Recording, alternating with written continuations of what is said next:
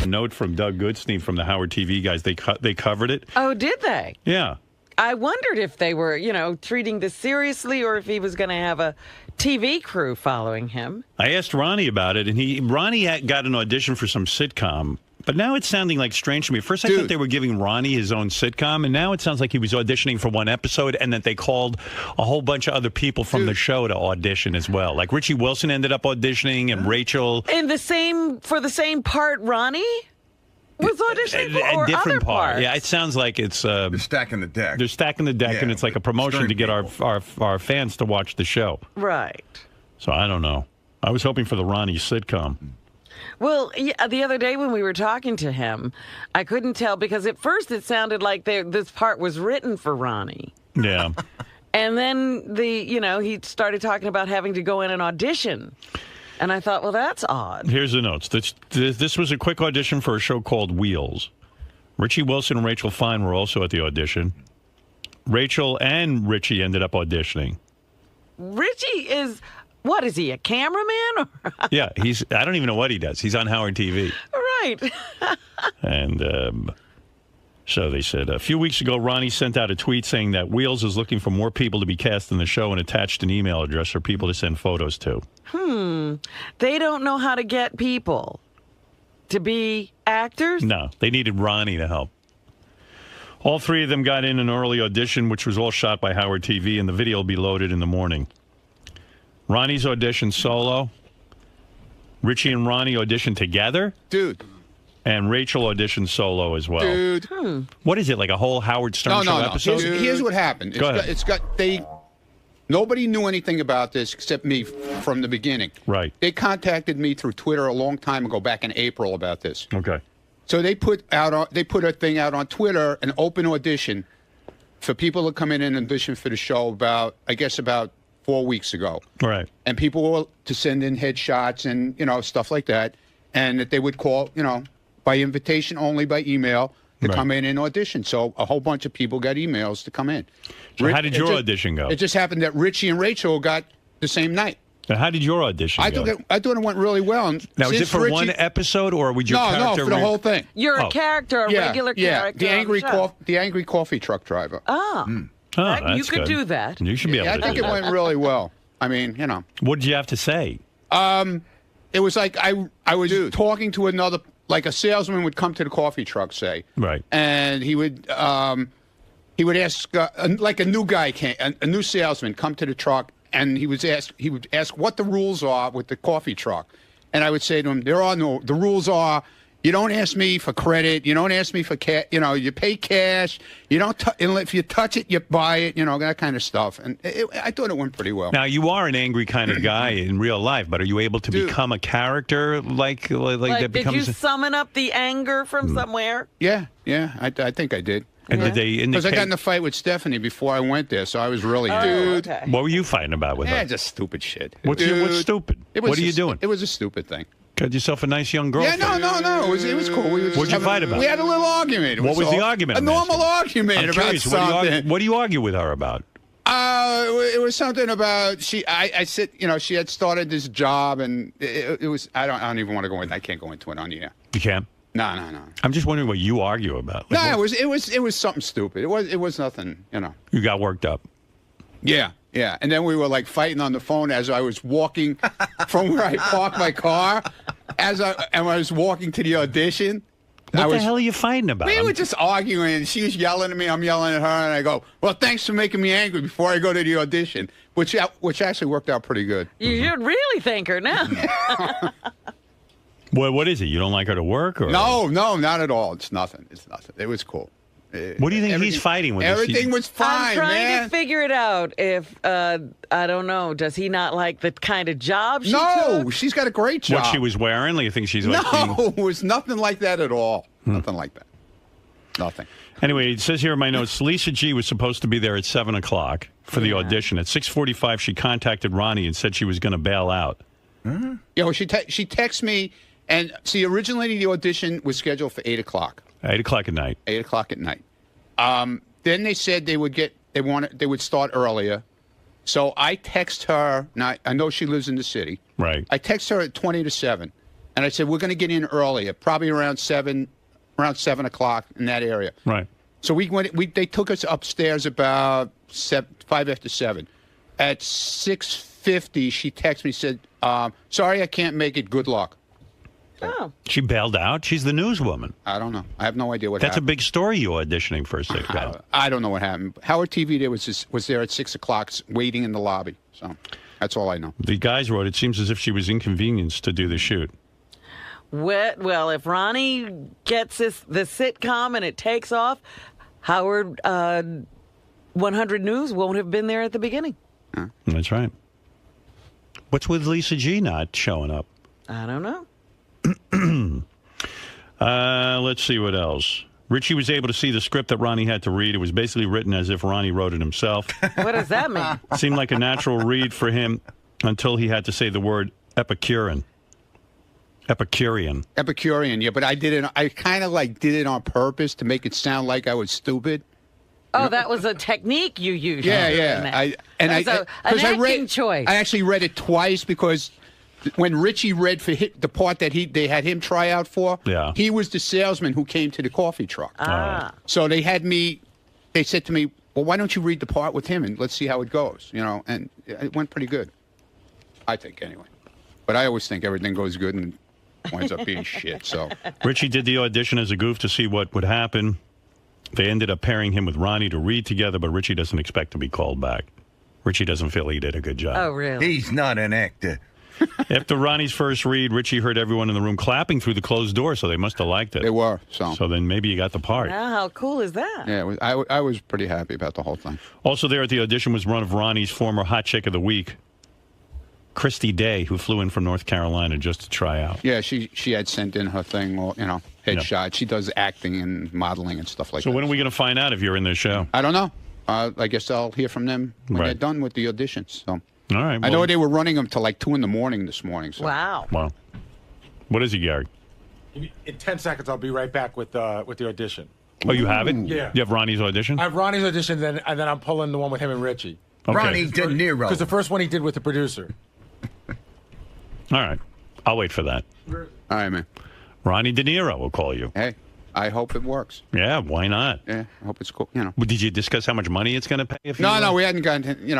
I'm gonna. They'll talk to my agent. The Buckwald office for that. They probably think you'd do it for anything, but you want a certain amount of money, right? If you're going to be a major character. I mean, I'm not gonna be an asshole and say just because Right. I want to do it. You want major character money? I think it'll be cool. I want my own trailer. Do you think he'll ever be, how De Niro is De Niro? Like, you know who it is just by saying his last name? Yeah. Will there ever be a time where you can just say Mund? Mund. What is it, Gary? So it's on Gary, page 2, in green in the first column. So the guy you hear off mic reading with him is a producer, and then I'll pull the one with him and Richie. You hear your audition. See how you did. Ready, Ron? Ready as I'm ever gonna be. Hi, what's special today? What's special? I'll tell you what's special. What's special is that I'm done in 2 hours. That's what's special. No, I mean on the truck. Big Joseph. New guy, huh? What's special is no credit. It's all COD. No, and I'll pay you on Friday crap. No Rick. I'll give you some money on Tuesday. No, I haven't sold a car in a week and haven't. What the fuck?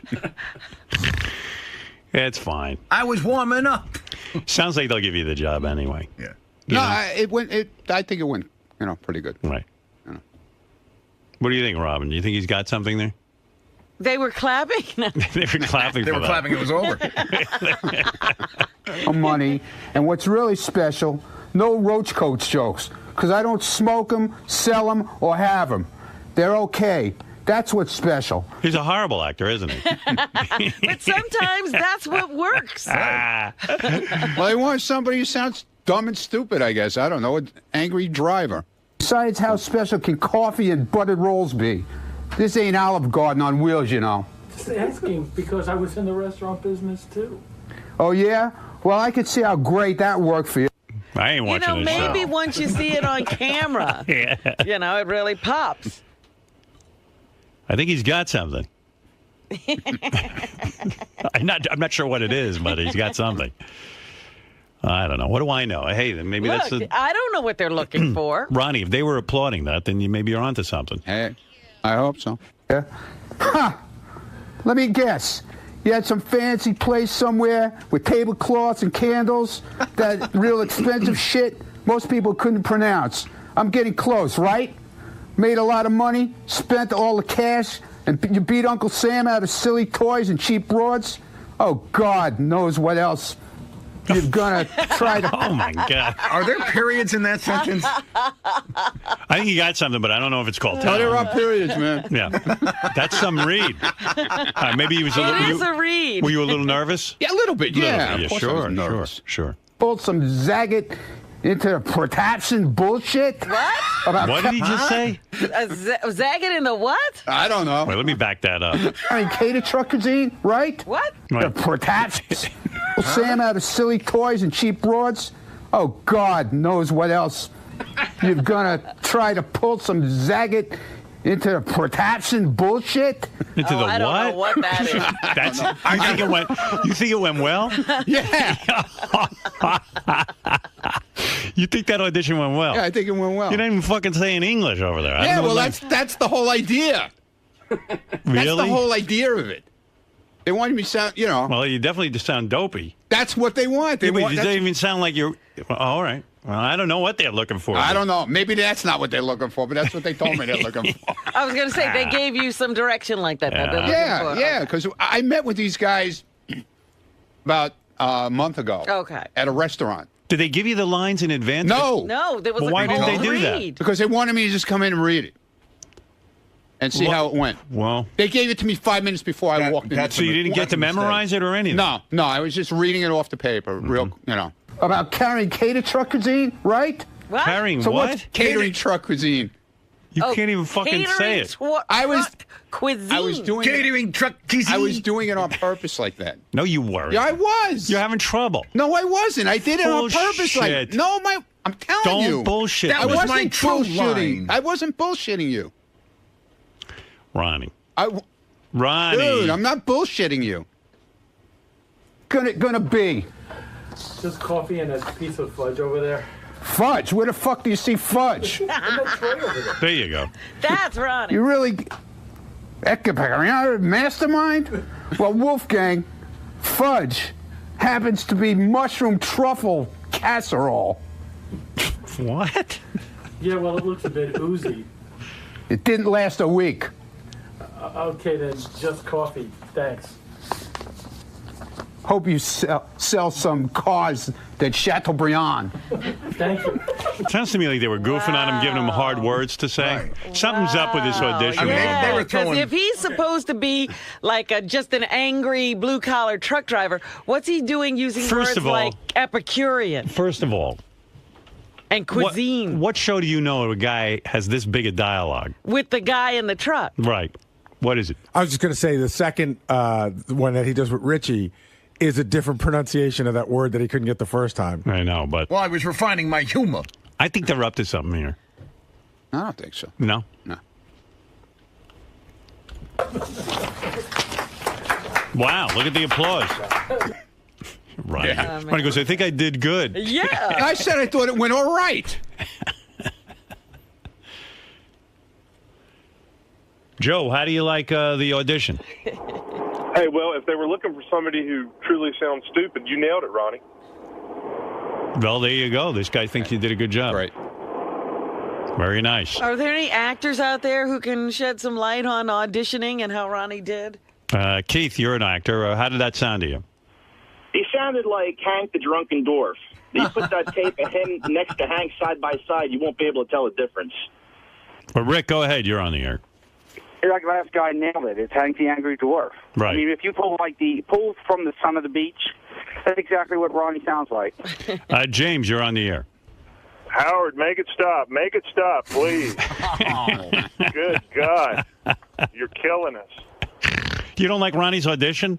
Oh, man, it's horrible. It's horrible. After a good week, and now you're bringing us all down. All right. Well, there you go. Place is falling apart here. Place is falling apart. Look at this. What happened? I don't know. I put my hand on here and all the crap is coming off of my Oh, hand. dear. I guess it had a 5-year shelf life. Richie Wilson was at Ronnie's audition. Hey, what's going on? What's up? The funniest thing was, Ronnie came almost dressed for the part. He had on like a shirt that would look like he came from a mechanic shop. It had the name Mac on the chest and everything. Well, he's a method actor.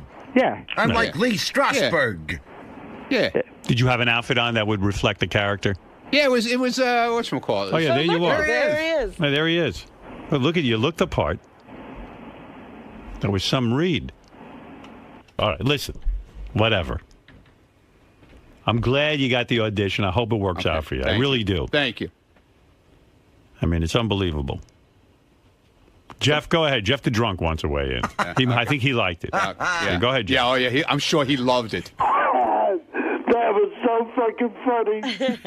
Holy shit. I bet you I could do better than that. I bet you could. Well, listen, you got to give it a shot. They didn't call you. No, they called Ronnie. They want him. All right, listen, Ron, congratulations on your triumphant audition over at the... Thank you. What's the show? Wheels. Wheels. Okay, very good. Ron. Yo. Talk to me about the audition itself. Okay. A lot of people in there were doubting your acting skills. Listen, I went in there. I don't claim to be an actor. I claim to be myself, okay? They gave me a part that they felt I could do because it's an angry part. And they gave me some papers to read right before I went in. I had no idea what I was reading, no clue about it beforehand. I knew about it when I walked into the place. They handed me the script of a scene, and I did it, and that's the end of it. If I get the part, fine. If I don't get the part, that's also fine. I tried. That's all. There's a lot of people around here doubting the legitimacy of the operation. Not you, the production company. No, it's a legit. Dude. Ask your people who were there last night. Okay, it's a legitimate operation. It's no fly-by-night deal. So we might be seeing you on on a cable network. Okay. I can't say what it is. But it's a reputable cable network. Very reputable.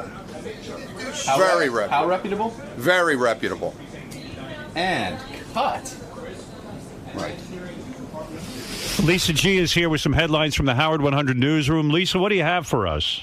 Lisa Glassberg. Here she is, Lisa G, in the house. Lisa, what do you have for us? A lot of great. Hey, Lisa, how come you didn't cover Ronnie last night? Did you just bail? It was supposed to be at 8 o'clock. Right. Brad Driver and I decided at 5:30 that we weren't going to cover it. We're short-staffed. Mm-hmm. And I got a text at 6:45 that Ronnie was going on at 7:20. Right. And I was in my sweats. I mean, I couldn't jump, and I wouldn't have been able. Aren't you like Lois Lane? When a story breaks, you have to be there? We decided we weren't covering it. Yeah. I'm doing more investigation into this so-called sitcom, and it seems that it's not like a sitcom that's already been, been on the air or something. It doesn't have a go. No, it's a company that's trying to make a sitcom. So it's not even, they're trying to put something together. Oh. Kind of like Stuttering John with his Mafia movie. Is this like, do they have a pilot deal? No. Oh, no deal. No, they don't have a deal. Oh. No, they do. Oh, they do? It's sold. Oh, it's sold? Yeah. The guys just told me it's not. Gary just told me it's Well, that's not what I was told. Oh, okay.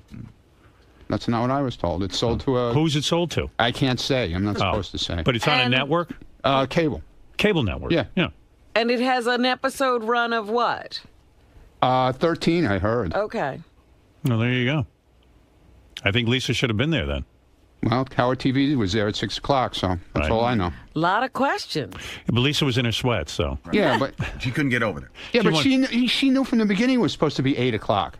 And we decided that we weren't going to cover it. Who's we? You didn't tell me. You texted me in the afternoon and said you would be there. What are you talking about? That's not what I said. You texted me at 4 o'clock saying, did they move your read to 6 o'clock? And I said, no, where did you get that from? Because I had been talking to them. No, let me finish. I had been talking to the producer, and they said they were going to try to move it up to accommodate you. And also, you live 30 blocks away. What's the big deal? You couldn't cover we it? decided, I'm not big enough for you? No, you're not. Okay, good. Good. He said to me, well, if I were in the Hamptons, you would have been there. Yeah, right. Exactly. You rented a car to drive out to the Hamptons to cover I was things. there, and I covered that story on my vacation. Baloney. Baloney. You just didn't want to. You were in sweats. You didn't want to come. We're short-staffed. Have someone else go. What do you mean short-staffed? What were you doing? What other story were you covering last night then, if you were short-staffed? Take it up with my news director. No, what were you covering? You said you were short-staffed, so that means are short-staffed. You must have been covering something else then. Yeah, my job here during the day.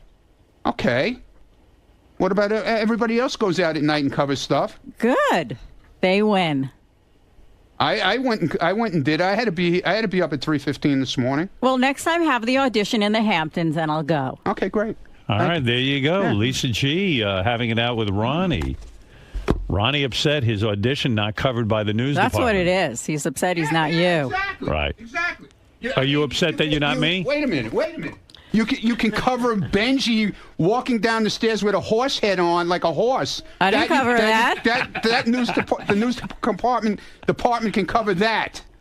We covered Benji sabotaging Anthony Weiner's press conference. Good. That was a great news story. That's good. I'm glad to hear it. Like I said, I'm not big enough for you. No, you're not. That's good. Lisa's so cute. Yeah, she's so cute. You're not. No, she's just lazy. That's the whole deal. Right. What if Ronnie dresses a horse? What if Ronnie dresses a horse? She would have been there. Oh, definitely. Yeah. If I was walking on all Lisa, fours. what about that, though? Is Ronnie right in a way that you're lazy because you didn't cover the news? No. You just felt he wasn't an important news story? No, we're short-staffed. I see. What is it? I don't get that. What that means? I still don't get it. There's one person missing. That's Steve. it. That's it. Yeah. That takes down the whole department. The whole down the whole news department. Falls to shit now. Talk to Brad Driver. He'll explain. I did talk to Brad Driver, and he put his hands up like, I don't know. Well, why didn't Brad cover it then? Because he doesn't cover stories. No. He's the news director. I didn't ask Brad. Brad, she was in touch with me in the afternoon. Right. And when she decided she had to pick and choose her stories. When she decided you weren't important. When I said to her... You got your audio. Hold on. When I said to you in like 3, 4 o'clock in the afternoon when you text me, did they move my thing back to 6 o'clock? And I said, no, where did you get that from? You said, oh, that's so unfair because you get up so early in the morning. Which means at that point I said to myself, you didn't want to come out because you got to get up in the morning. I was trying to get you in there earlier, Ronnie. You wake up so early. Why were they having you audition at 8 o'clock at night? I wasn't auditioned at 8 o'clock. Well, that's what they had told me. I was at it at 7:30. That's what they had told me until I let you know 5:30 in the evening. Ronnie really wants to be on the news. I let you know at 20. I let you know at 20 to 7.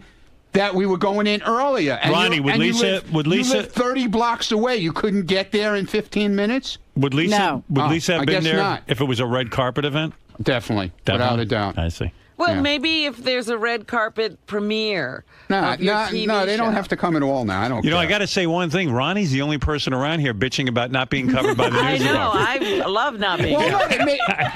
We like it when they're short-staffed. No, she made such a big deal out of texting me in the afternoon about... Didn't they move it to 6 o'clock and all this nonsense? Like it was bothering her because it was so late. It's like when she went out with Wayne Siegel, she had to be home at 7 o'clock. Well, I guess she'd put in a full day and she did a 6:15 date with Wayne Siegel, and by 7 o'clock she was home. I mean, what kind of date is that? Well, maybe she had put in a long day and she was beat. Everybody puts in long days every once in a while, don't they? Yep. Well, Ronnie, she talked to the news director. That's okay. It's fine. It's fine. And they made a decision. That's not what she said to me. Okay. That's not what she said last night. She goes, I can't make it. Good luck. What kind of answer is that? It's the right one. Yeah, okay. Well, maybe in your mind it is. What else do you want me to say? Not in my mind. Go on with your news. I don't want to talk to you anymore. You know, Ronnie's great because he's his own source. He's calling you and telling you to cover some news about him. This is where it's going to be. He's upset because he feels that I went all the way to the Hamptons to cover a party. Right. Where I was on vacation. You were already there. I was there on vacation. I used my vacation time and I covered your story. And I hear what he's saying. He's upset. He's hurt. Yeah. He's hurt. He wants to be on the news. Now I feel really bad. I mean, quite frankly, you can skip any cover party I'm at and go cover Ronnie. I'm way more interested in that. Ronnie, are you upset that, No! Her opinion's that you lack here's the prestige. thing. Don't tell me you're fucking covering it, and then you call me you call me in the afternoon, and you ask me, did they move it back? Right? Did they move the time back? I said, no, they didn't move the time back. It's still 8 o'clock, but we're still going to get there at 7. They might get us in earlier, okay? That's what I said to her. Then at 20 to 7, I get a text from her saying, not coming, can't make it, good luck. What kind of fucking shit is that? Then don't tell me, don't tell the people from Wheels that you're covering it. Don't tell anybody you're covering it. Don't come. What I heard from you was that, read between the lines, you're a dedicated soldier in this army. She's not. That's the way it's always been. It's always been like that. There is no. She picks and chooses what she feels like fucking doing. That's okay with me. Right. I don't give a shit. With you, there is no time. But don't tell me you're covering it. Right. Don't say you're coming. Right. And then at the last minute, back out. What else, Lisa? Yes. All right. Scott the engineer blasted by SiriusXM employees for taking too much credit surrounding Lady Gaga's amazing performance here on the show. On Tuesday's wrap-up show, Scott declared he'd split the credit for sound quality about 50-50 between himself and senior manager of broadcast operations, Chris Gibbons. Well, Chris suggests to Howard 100 News that it might be more like of a 90-10 split. With Scott No, I can't take that much credit. Chris doing the 90, huh? Right. Plus, Scott took credit on the wrap-up show for, quote, making sure the piano got in, a task which Tim Sabian's new assistant, Sarah, says she was responsible for. Sarah says, quote, it doesn't feel good. I worked really hard to get that piano in. Sarah had a deal. Gary went to, this is the Lady Gaga thing. Gary went to Scott, and you sent him a note and said, I want you to be responsible for the piano. And according to Gary, Scott then just sent him an email to Jared and said, be responsible for the piano. Oh, that's how he took care of it. Yeah, that's what But then he's taking all the credit. Then he took all the credit. Wow. Because he said on the wrap-up show when his back was against the wall that he was responsible for getting the piano in. Well, Sarah said she had to deal with movers, the building, the piano company, the insurance company. Scott, why are you taking credit for that? I'm kind of curious. I mean, this young girl was busy working her ass off on this, and now you're taking credit for it. Let's get to the bottom of this. Did Scott have anything to do with the piano getting in here? Scott, did you have anything to do with the piano getting in here? This all stemmed from the fact that I decided to congratulate Scott on a great job. Yeah, because it sounded so Obviously, good. I had nothing to do with anything, so I'll just take credit for nothing. Did you have anything? I didn't do anything for anybody, okay? Well, that's an easy way out. Well, of course it's an easy way out. Just bust my fucking balls, and that'll be the easy way out. Did you have anything to do with the piano? Nothing, obviously. But you of took course, credit I was for here it. the day. I wanted to make sure it got in here. It was set up properly. I was here with the movers when they brought it here. I wanted to make sure that you were here. I was here, yeah. So then why is she saying she did all the work? Listen, the first week of the 2-week vacation, I was off. Right. So I contacted Jared. I said, Jared, can you make sure that you handle it with the piano company, that we're all set for delivery? Right. Then when I came, I was here the second week, and So, Lisa, he was here. Sarah wrote me a note, and she had all the information, and she contacted all the people. I said, great. What time is it coming? I want to make sure it gets in here, it gets set up properly, and we're all set for Monday. All right, so then Tim is telling me right now. Sarah lined it up, booked it, made it happen. I didn't say I booked it a minute. I was here to make sure that it got in the studio where it should be, set up properly, and all ready for... Shut up, Jason. Whole weekend? Fucking Jason, come on, really. All right, I didn't do it. I mean, really. Did you do guys, anything I'm or a not? sound engineer. I don't do the paperwork. Right. I make sure that the piano So you was were here. here for the setup of the piano. That's correct. Right.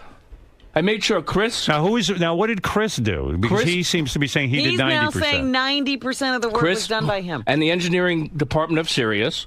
The piano got here. It was set up, 1 o'clock.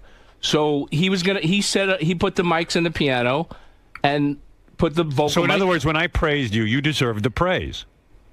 Of course, I was part of the process. Right. Okay, I good. wasn't All right. just, I didn't A lot just... of people thought you were taking the praise. Wait a minute, Howard. Yeah. I was part of the process, Robin. I okay? just want to ask a question of Howard. Go ahead. What needs to be done to make the Lady Gaga performance get on the air? The piano has to be mic'd. Right. She has to be mic'd. Right. And then there what has to else? be a sound mix, which is most important. Okay. And so who did that? Well, I was complimenting Scott on it. Chris did that, but when... Oh, Chris did that. He set up... He mic'd the piano. Yeah.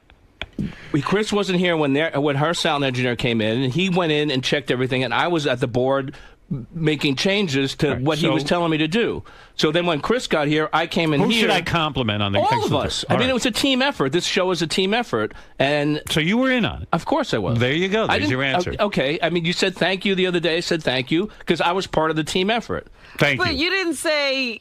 I have in the past said when Howard's complimented me. Effort. When Howard's complimented me in the past, I've said, well, I've worked with Chris. All right, my compliment then stands. Enough of this. It's not like I didn't do anything. I'm just checking into it. That's I didn't do the whole thing. There are some things. All right, thank you. When other artists come in, I do the whole thing. Robin, please. Did you set up Lady Gaga's microphone? Did I set it up? Not physically, no.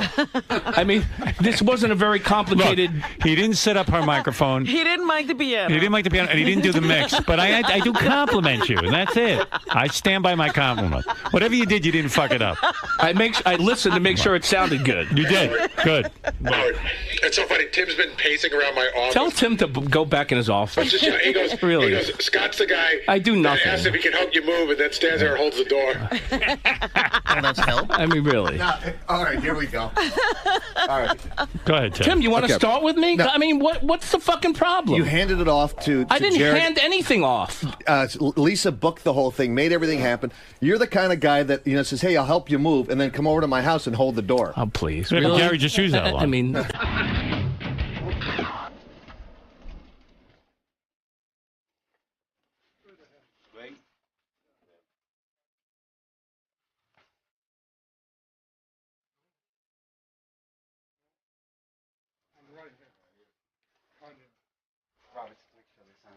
Yep.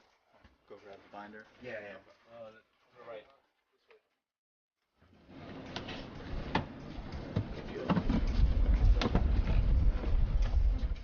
Top of the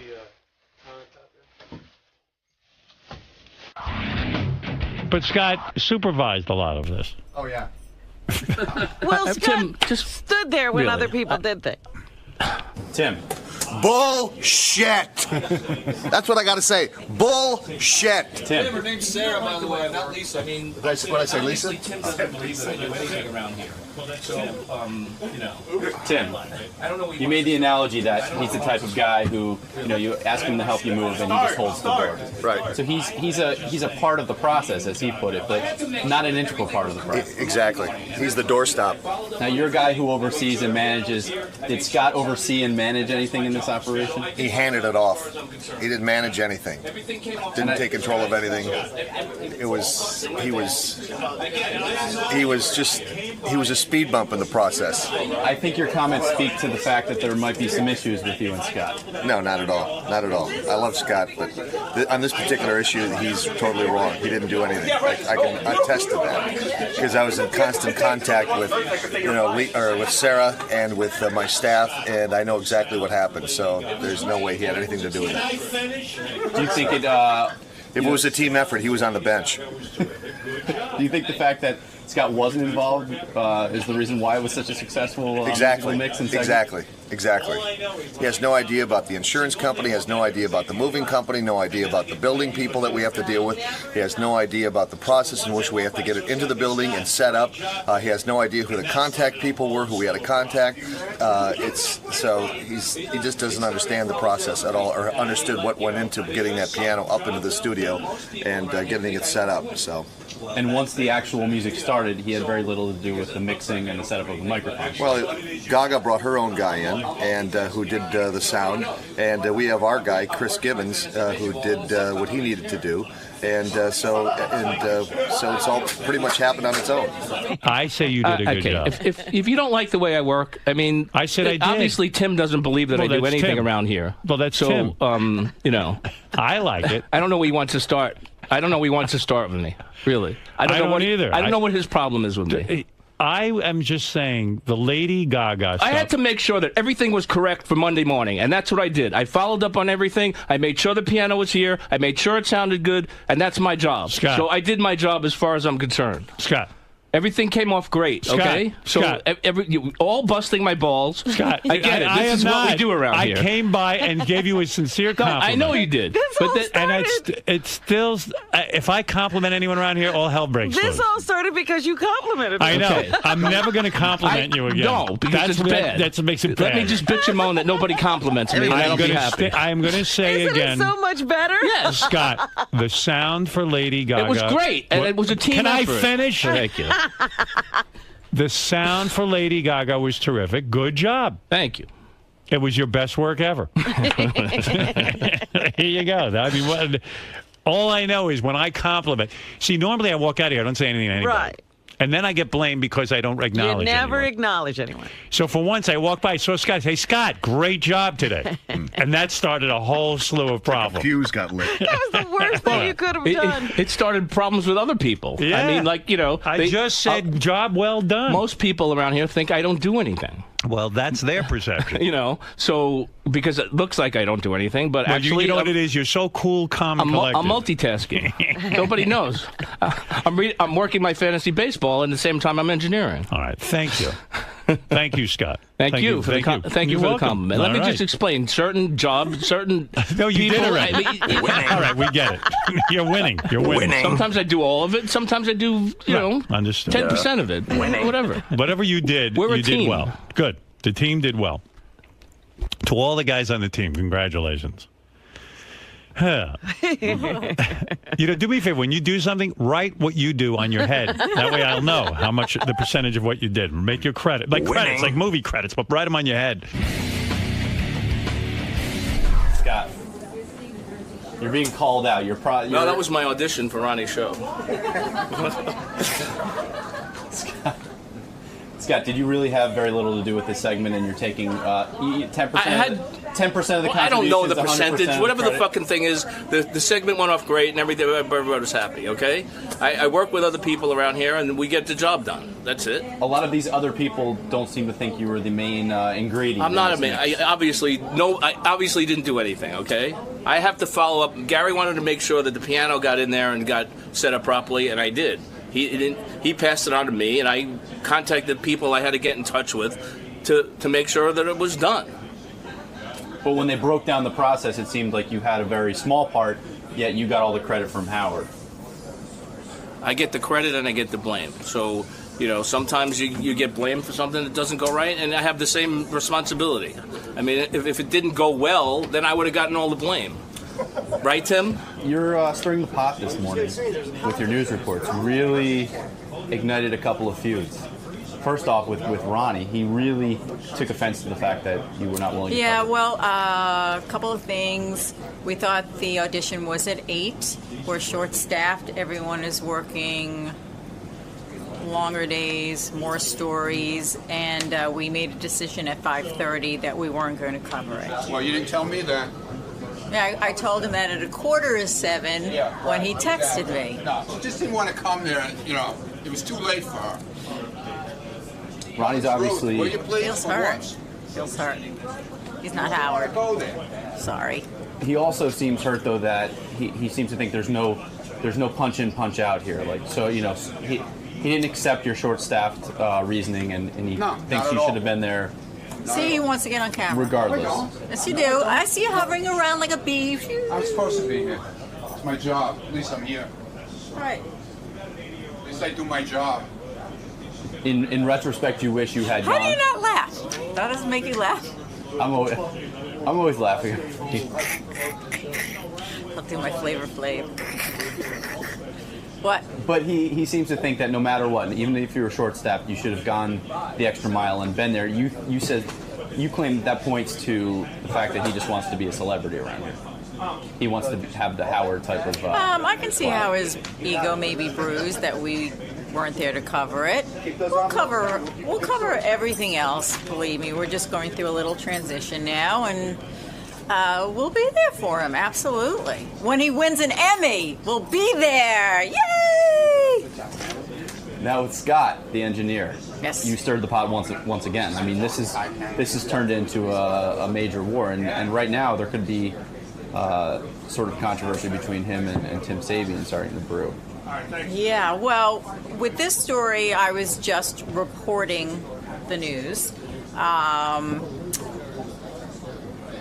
Scott left out an important phrase. When Howard said thank you to Scott, he could have said, it wasn't just me, it was Chris and Sarah, and just go down the list. I know I've done that in the past when someone has thanked me.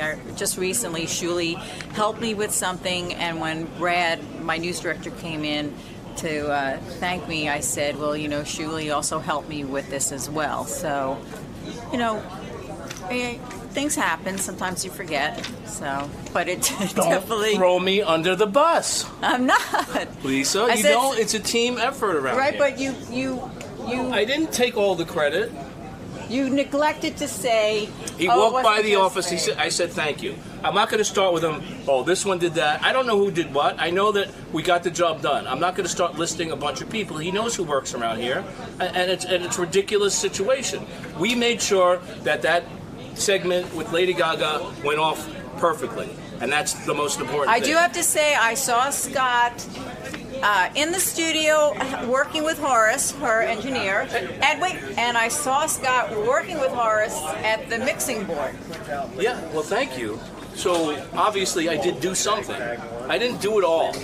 And I tried to explain. Sometimes I do it all, sometimes I do some of it, sometimes I do little. Every situation is different. Are you going to say something to Sarah today? No. I said what I had to say on camera. Sarah should stay out of it. It had nothing to do with her. It had to do with how it sounded in the studio.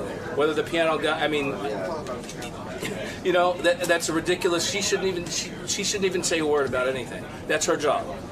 Okay? So I don't know what the big deal was. The credit was that Howard was happy the way it sounded. Okay? I'm not a secretary. I'm not responsible for getting pieces and parts delivered. Okay? That's somebody else. I'm responsible for making sure that segment sounded good. And that's what it did. It sounded good. I don't operate on, I'm not a moving van. I just reported what she said on our news report. Well, she's wrong. She should just stay out of it. Well, you need to tell her that. I can't tell her that. This has to do with the way it sounded, not the way the guys moved the piano in. Okay? Gary wanted me to make sure that everything went all right before he went on vacation. And he put me in charge of that. And I did. I made sure that everything went all right. Okay? They had all the information of... I wrote Jared an email. I said, do you have all the information? Because Gary didn't give me the information for the Steinway people. He just said, make sure the piano gets here. I said, okay. So I contacted Jared. I said, do you have all the information? Because I was going on vacation. And he said, yes, I'll take care of it. So he passed it on to Sarah. He didn't even take it.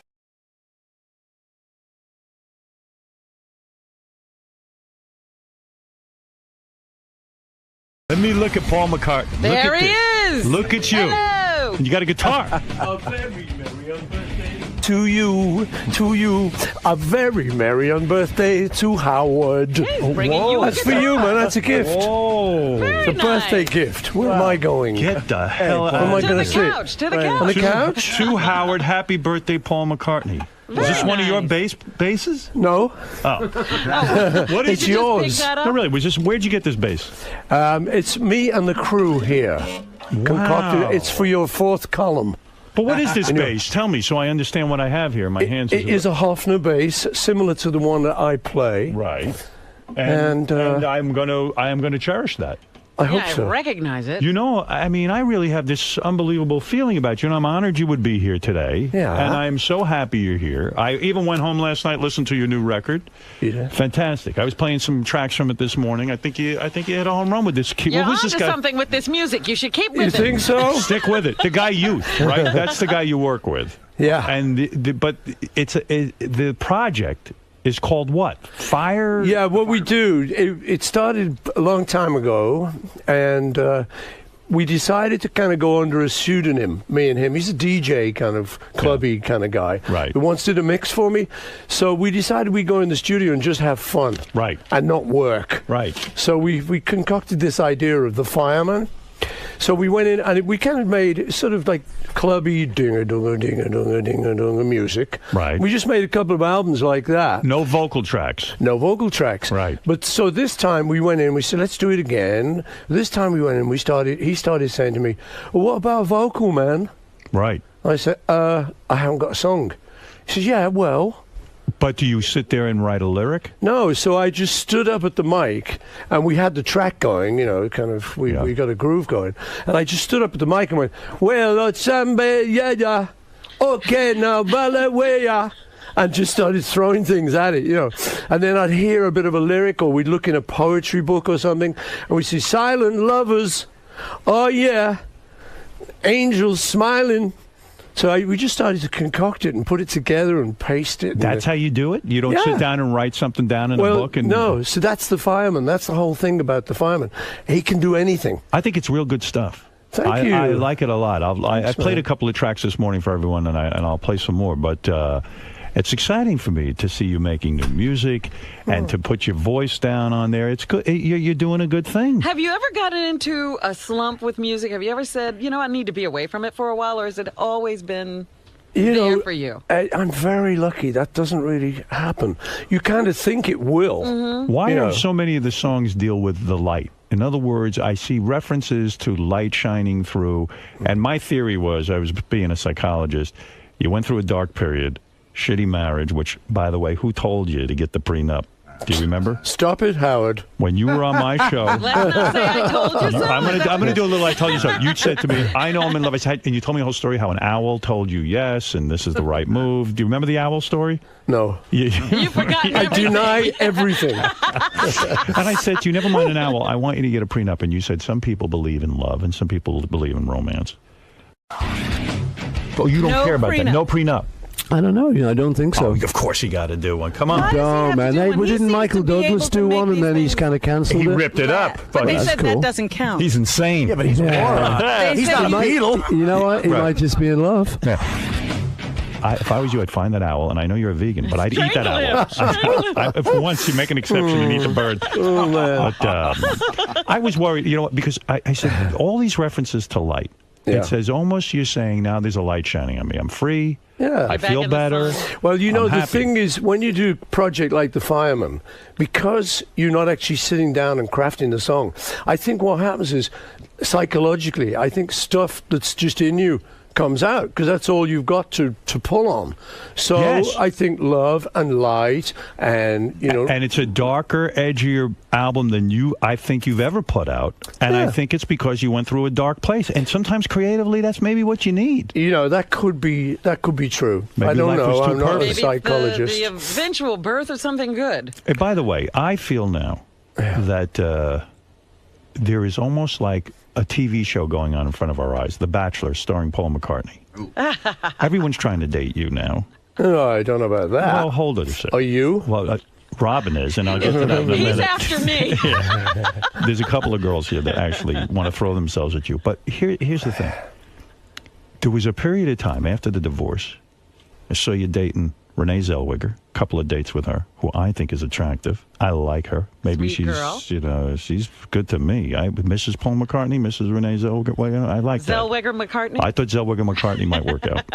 I saw Chrissy Brinkley when I saw you over the summer. Yeah. She was throwing herself at you.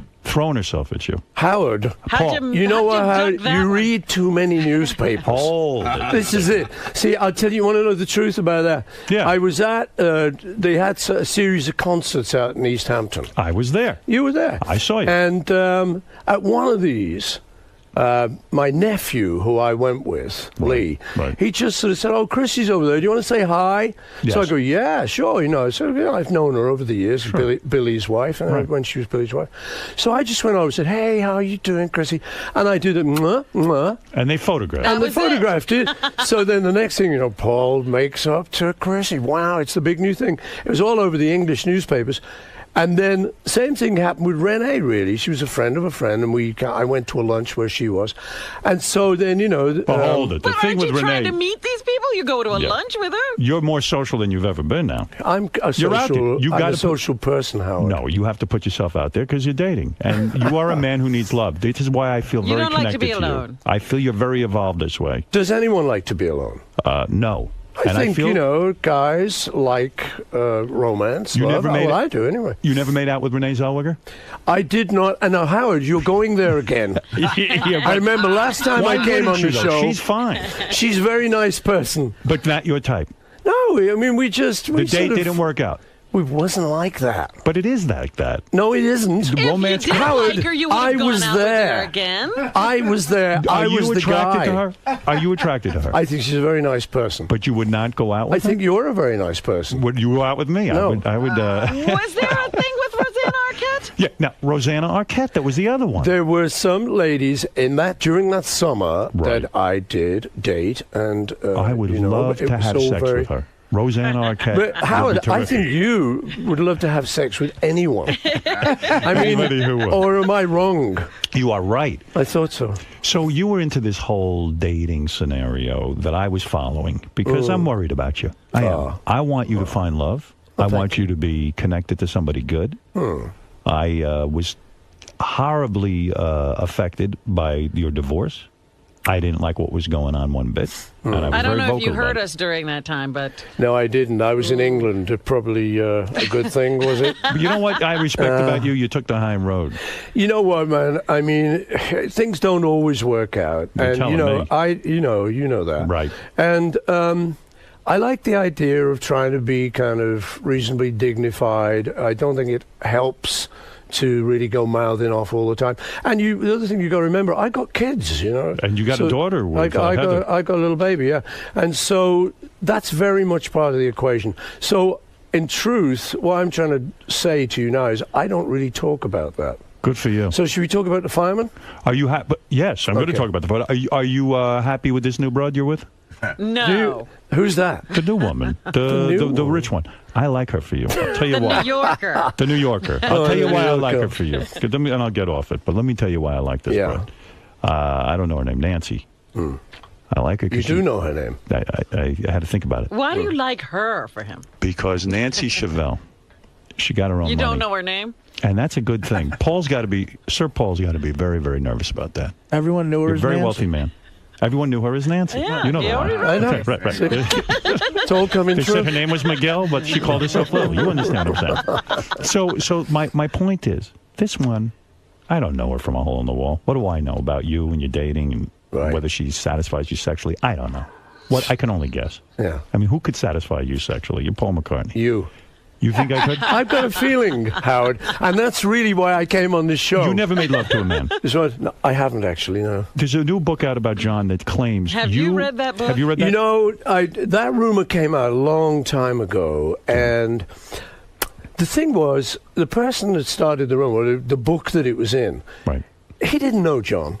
Right. And whereas I did. So I said to people, around about that time, I said, look, I was on tour with John. I grew up with John. We slept in the same bed in hotel rooms. We topped and tailed it like kids do, and you're growing up. And I said, and never once did I see any hint of that. Now, we spent drunken nights together. Right. I think there would have been a hint. Don't you? When he was out of somewhere. control. If he was gay, I think there would have just been a hint somewhere. But it was a rumor started years ago I think it's a nice story if you can make it stick. Well, I don't think it's true. Here's what the book claimed. Your sexuality was so powerful over him. He was so enamored of you, so attracted to you almost, that you could have your way with him, not sexually. Did you feel a power but in business, over him? that you had that he was sort of at your mercy because he was so in love with you. That was the theory in the book. Well, I like that theory. Yeah, you wish that could have been true. No, man. No, not to have sex, but to be able to control him more because it would have been a little bit easier business-wise. But Howard, listen, man. Yeah. You can make up theories about anything. Do you imagine if you were gone and he was here, they'd be saying he had the power over you? I think that might be very very true. I mean, we can make up anything, and that is really, particularly with the Beatles, that's what happens. They just take one tiny fragment of evidence, and they blow it up into a book. Even, Yes. Now the thing is, I mean, let's start right here now. Why is she behind that glass? Because she is keep so. her away from you. Robin is so powerfully attracted to you, and the power you have over her. That's true. You know what I mean? We she can is make in that love with stick. Sure. Make it stick. She's in love with me. Trust me. You wish. Already, come on. He's you already wish. started that rumor. Do you want 30? While we're talking about love for a second, Yes. and before because I want to play some tracks from the record, and I'm gonna be very complimentary because you did a good job here, and when you do a good job, I'll let you know it. Thank you, Howard. All right. Now, Robin, do you want to say something to Paul about how you feel about him? Well, I just you said this morning you would like. Go ahead. I'm throwing my hat into the ring. you need someone to be with, and I'm here for you. And I'm a vegan, so we don't have that issue. Robin, what is going on? I mean, I'm thinking I'm just coming on a radio show, and this is. It's the dating game. I was shocked. Think she said she wants happy you. Together. Well, I'm very flattered. Isn't she a perfect date for the inauguration? Take me to the inauguration, Paul, please. Now Artie wants you too, but I'll let him tell us about that. He can have his turn later. In all seriousness, there does seem like there's a sweepstakes out there for you. It's a dating sweepstakes. And listen, and you know what I'm going to tell you? Enjoy yourself a little bit. Just imagine being an eligible bachelor. Yeah. It's like at this time. That'd be good. It's like your daughter Stella said. Dad, be a little more selective. The kids would Did like she say me, that? Paul. Yes. The kids would like me. Kids like me. Yeah. Do they? Yes. Well, okay then. It's inauguration all the way. So no, you listen, Howard. You are bad. You come on this show. You just make all this up. I love you. What have but I made you're up? bad. What have I made up? You were dating this girl. No, Nancy. you made that up. Yeah, but I mean, you're throwing Robin at me. She loves throwing me at you. Show Paul your breasts. Oh, stop it. I don't think he would like that. You ever dated a black woman? Ever gone interracial? Sure he have. Oh, what do you mean? How do you know? I that? know all about it. Have you dated black women? Yes, I have. You have. When was that period of time? Back in the day. Before Linda? It was in the day. It was Really? before John fell in love with me. Stop it. Too much. Yeah. All right, listen, we have to get to a lot of stuff. When you come in here, I it's guess not I'm often being I get a hold of you. rejected. Oh. I think you were just I'll rejected. live, I suppose. Robin owns 2 homes, by the way, just so you know. What do you think of that? Honestly. Right. So now, I made, I was thinking of making my pitch all this time. you got to answer some Beatle-type questions before we get to That's okay. I like the All right, Beatles. all right. Very good band. Just tell me something about Abbey Road for 1 second. Because we were having a discussion before he came in, and everyone was throwing out questions. I had heard that Abbey Road was not supposed to be called Abbey Road. You were going to call it something like Mount Everest or something. Yeah. This is true? That is true, yeah. What is the story there? Well, you're making an album, and towards the end of the album, you start thinking, well, we need a title for this. So you're looking around, you're fishing around. And the engineer, Jeff Emmerich, who is our Beatle engineer who did all the great sounds for us, was smoking cigarettes called Everest. They're like a kind of menthol cigarette at the time. And we kind of looked at that and said, Everest. It's kind of, it's big, it's heroic. That could be good for the album. So that was the working title. But the more we thought of it, we went, no, this is not great. And just one day we were in Abbey Road working, and I just sort of said, well, look, why not Abbey Road? Because if we did that, we could just run outside. Right. There's a level crossing, as we call it out there, zebra crossing. And we could just stand there, we could get photographed, come back to work. It'd take 2 seconds. Right. I said, and it's not a bad title, Abbey Road. To us, it was kind of just the name of a studio. But I thought if you take it out of context, it kind of sounds like Monastery Lane. Abbey Road. Isn't it weird how just a simple thought like that becomes a legend? I mean, that's iconic now, Abbey Road. Yeah. And yet it could have been called Everest. And that would have required the Beatles to fly to Mount Everest and do a whole photo shoot. So in a way, it was sort of a lazy approach. It was a cheap approach. What do you think of Ringo now coming out with this statement? He will not sign anything. Did you see peace and love, peace and love? Yeah. Have you heard that? I love him. It's the great. I think he's cool, man. I mean, you got to love Ringo. Yeah. The thing is, the truth is, Ringo was always like that. Right. Really? He was the one, if fans came to his door, he'd just say, piss off. Right. And he would not have anything. He said, this is my private life. Out there, I'm a Beatle, that's fine, and I'll do things, when we go to shows, but I'm at home with babies and a wife. I don't want that. But it's a big statement to come out with. Yeah, I know it is, all of a sudden, I will not sign anything. I said on the air, I said, listen, Ringo's not that busy. I mean, He Paul said McCartney, he was too busy. He said he was too busy. I mean, No, he's but too listen. busy. What is he busy with? That he's so busy. Now he's signing mine now. Right. I mean, I've you will sent him sign mine. things. You sign things from time to time. I mean, just it's- signed outside the studio here, Absolutely. It's not a big deal. No, but the thing is, listen, he has the right to do whatever he wants to do in life. You know who? And he doesn't want to do that. And I think it's very brave of Ringo. I like that about Ringo. He'd just go, peace and love, I'm not going to sign. And everyone go, what? I mean, you know what happened to him? He went up to Liverpool. Liverpool was just declared the capital of culture in Europe. Right. And so it was a big year for our hometown, Liverpool. So Ringo goes up there, and he opens the ceremony, he plays. The whole city loves him. He's the favourite son. Right. And he comes back down to London. He goes on a talk show, and the guy sort of says, well, you must love Liverpool and miss it. He goes, no, really. And so all the people in Liverpool going, ooh. And there was some, the topiary stuff where they make statues out of out of hedges. Yes. Well, there was one with the Beatles, up in Liverpool, and his head got cut off shortly after. They were mad at him. They were mad at him. So he you've people got to the wrong love way. him. I love him. I play that statement almost every day on the air. But you know how you get Well, him in they're line? now saying that he's refraining from making any new messages because he got so much flack from that. You know who's sitting and waiting to sign things? Pete Best. He'll sign anything. We've had him on here, When you release these early Beatles anthology things, like Yoko gives you permission whenever you have to go through all that mess. How you two doing? Yeah, how you and Yoko? Fine. Yeah? Yeah. Wasn't there a 13-minute track you wanted to release that the Beatles had done, and then and Yoko said no? It wasn't Yoko, actually. No, I think George didn't like it at the time. Right. The thing is, I was asked to do something in the 60s, and I was kind of grooving around London, and the other guys were kind of living out a little bit in the suburbs. Right. They'd all got married,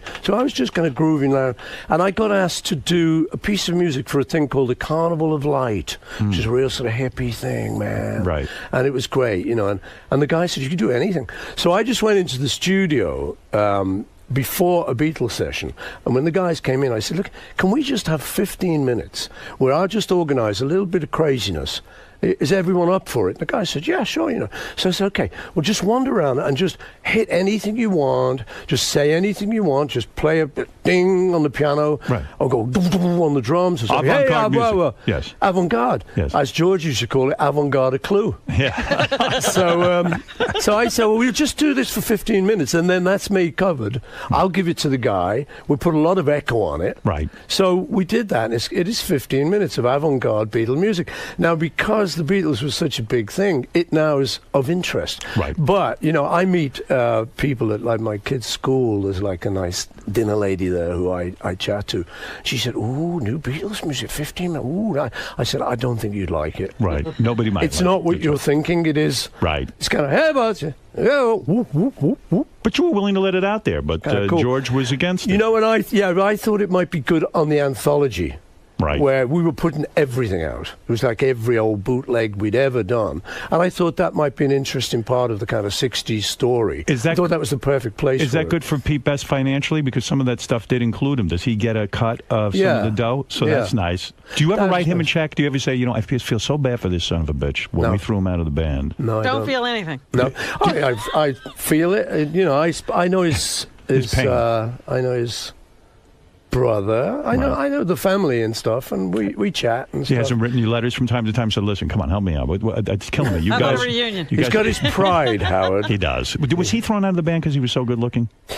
No, it was his drumming. You know what? The truth was, we just kind of fell in love with Ringo's drumming. Right. Ringo was in another band. And we had Pete, and we were working, and we used to go see this other band. We said, God, that drummer's good. Right. And one night, Pete couldn't do it, and Ringo sat in for him, and we all just went, It was like, oh my God, what is What do we do happening? now? There was something funny going on. Yeah. Behind us was this powerhouse and this person who was like taking care of the job, and we went, oh dear. Is the lesson learned from that never miss work? Just show up and don't give anyone that opportunity. That's probably even if you're very ill. Right. Show up. No, don't let Ringo sit in for you. I haven't spoken to you since George Harrison died. I mean, how you doing with that? That's got to be major. Well, you know, how are you doing with everyone dying? You know, like your mum and dad. I mean, you know, I've lost both my parents. I lost John, lost George, lost Linda. It's very tough. You want them back. Right. You want them back all the time, you know. But I think in the end you do what I do, I think most people do, which is just remember the great stuff. Right. You know you can't get them back. Are you sad every day? Do you wake up feeling like there's an empty hole in your heart? Especially with Linda gone. Not every day, but, you know, through my life now, you know, if there's ever a reference or if ever I think of a story, including George, right. Obviously there's a sadness to it now that wasn't there before. Is his son in touch with you at all? His son looks really like him. I mean, it's just like he's great. Danny's a lovely boy. Yeah. What is he? He's a musician. He's a musician, yeah. He's trying. He is, yeah. He's really good. Big mistake, though, for any kid of a Beatle to go into music, right? Well, you know, but again, what are you going to do? It's like children of famous actors, children of famous anything. They're born with the gene. Yeah. So you either just go, no, well, I can't top that, or you move into another field, or you just have to go with it, you know. And so you've had Julian. Right. He's got John's genes, you know, you've got Sean. Right. And Danny. My son James is a great musician. He plays, doing an album with him.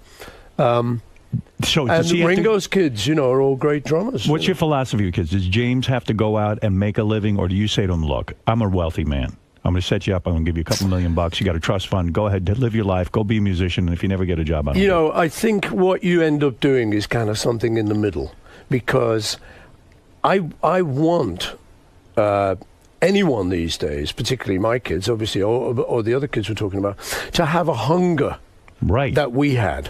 How do they have that? And how do you get it? Well, that's what I mean. So I think you can't get it is the answer. So you have to come in somewhere in the middle. So if your son says to you, I want to be a musician, you support that. Yeah. And you don't say to him, hey, go get a regular job at a florist and, make a job. Or if he wanted studio to get, studio time and that kind of thing. You know, if he wanted to go and, be a florist, he would have done that. Right. But it's in his genes. Since he's 9, he's been playing guitar. Are you depressed by the world situation right now?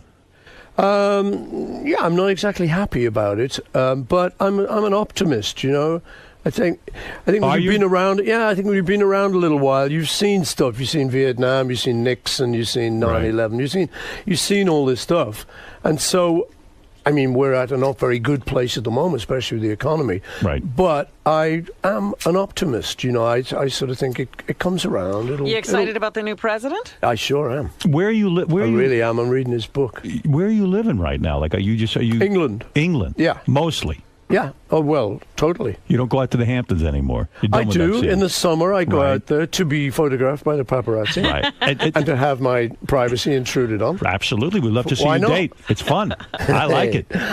I heard Chrissy Brinkley, by the way, just to finish that story. Yeah. Was very into you and was really on the hunt for you that night. That's what I heard from my friend. Well, look, yes, and she even got dolled up and was looking for him in a lot of different places. That's what I heard. She was stalking? Yeah, Paul? not stalking, but very interested. Well, you who can blame her? You should do it. Give it to her one time. Howard, you are just so bad. Honestly. And how do you like being a father now with a young kid? I love it. You love it? I really Are you love hands-on? Yeah, man. What do you mean? I mean, You're walking around here you go. Let's see, a typical morning, which will be Monday morning, this Monday. Go ahead. I get up at 6:30. I make breakfast. I get her up. I get her dressed, and we watch a TV. There's no nanny? No nanny. What? I take her. I drive her. We go to school. I talk to the moms, talk to the teacher, drop her off at school, pick her up after school. I love it. You're not too exhausted? No. At this point in your life, you've done it all. No, I know what you mean. You certainly getting up at 6:30, you go, what am I on?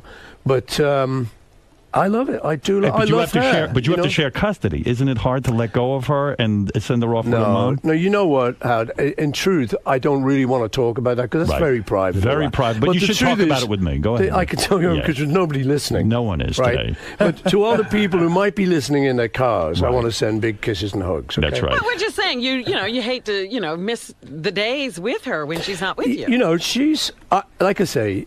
Let's assume like I'm trying not to talk about her. Go ahead. But she is edible.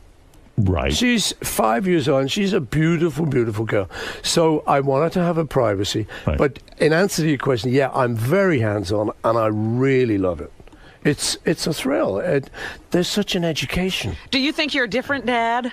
Yeah, I'm different now, yeah. You're better. Well, the other kids are jealous or resentful of your young child? No, they've got all their own kids to deal with. They've come to peace with it. They don't feel like this kid's going to get more of the loot, the McCartney fortune? No. They're not worried about that. No. What is it, Gary? How dare you interrupt my interview? Mr. McCartney has to go very soon. So Sooner than let we me get thought. to the, So let we're me going to talk about the new record. Now, I took the album home last night. Yeah. And I listened to this because I said, is this going to be good? And it is good. And I'll tell you my two favorite tracks. Okay. Because I played them already, but I'll play them again. Now, I don't know if do you put out a single with a record like this? You kind of put out like a radio play single kind of thing. Yeah, but it's not like... What's the single? Sing the Changes. That's number 3, I think. Yeah. Let me play a little of this. But I feel the tracks that you should go with are singles. And what do I know? You might know something. As you know, my favorite McCartney song is Blackbird of all time. You understand that? Oh, thank you. Well, of course. Everybody should have that as their favorite song. No, they shouldn't. They should What is have yours? Maybe I'm Amazed. That is from Wings. On the cusp. On the cusp of the Yeah, okay, Wings. all right. I like the two tracks, Hey Highway Jude. There's and Hey Jude, Light too. from Your Lighthouse. I feel you really hit the nail on the head with these tracks. Well, let me hear. Let's play them. What's the single? All right, here's the single first, because I didn't play this morning. I'm not saying this is a bad track. I like it. Yeah. I'm into it already. Listen to that guitar. I love this. How could they just make this up in a day? Now, by the way, that's pretty impressive. Made up in a day. You're saying there's 13 tracks on the record, and you did each one in a day. Yeah, and I want to hear one of them now. Oh, okay.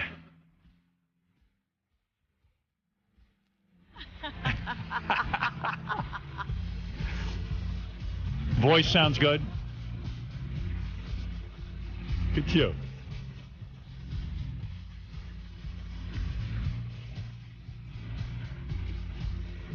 You're excited about a new record. Why not? Look at you. You want to go out and perform It's like you're this? 20 years old. Why don't you go out and perform some of Yeah, these you want to go out songs? and perform this? You What want are to you be doing? back on stage? I am performing it now on your show. Go. I didn't know you danced.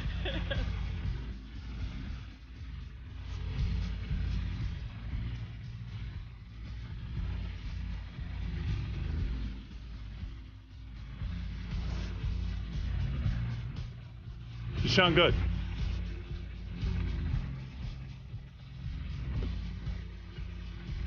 It's the heaven. Oh, yeah. You're saying you made up the words as you went along. Yeah. Yeah, it was... Doesn't that lead to regrets, though? I mean, don't you go, maybe I should have put more thought You into know this. what it's like? Improvisational theatre, improv, that I've heard about for years. You hear actors talking about it. And I always thought, I wonder what that'd be like, just making it up as you go along. And this is that. You don't want to tinker with it at all while you're listening. Well, no, because once you do it, I mean, that's it. The whole idea is that you're kind of dredging up something from your subconscious. And so then you're just going, okay, now what is this? And actually, a journalist the other day from Rolling Stone was, he read me back the lyrics to this one. Yeah. And it sounded like a poem. I'm going, wow, because I've never heard them. I just made it up. We cut it and pasted it. The producer did. And I just go, yeah, that sounds nice. It's a good record. But the lyrics are actually not bad. Here to me is your best track on here. I mean, it was based on one album. Listen, this is good. Very good riff here. I like this. And I like your voice on this. Highway. Yes. All right. Very good. Running to the night, looking like a wreck. Got too many highlights and a rub bite on the neck. Looking for some come around. What's that sound?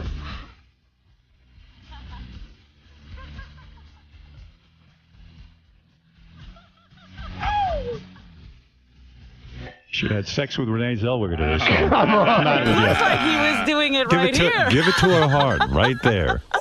Wow. That's good. Howard, honestly. Let me that's good. And the other one I really like is, and I'll play these all the way through later, but because I got limited time with you. Here's this is another one. By the way, if my children are listening to this, don't listen to Howard.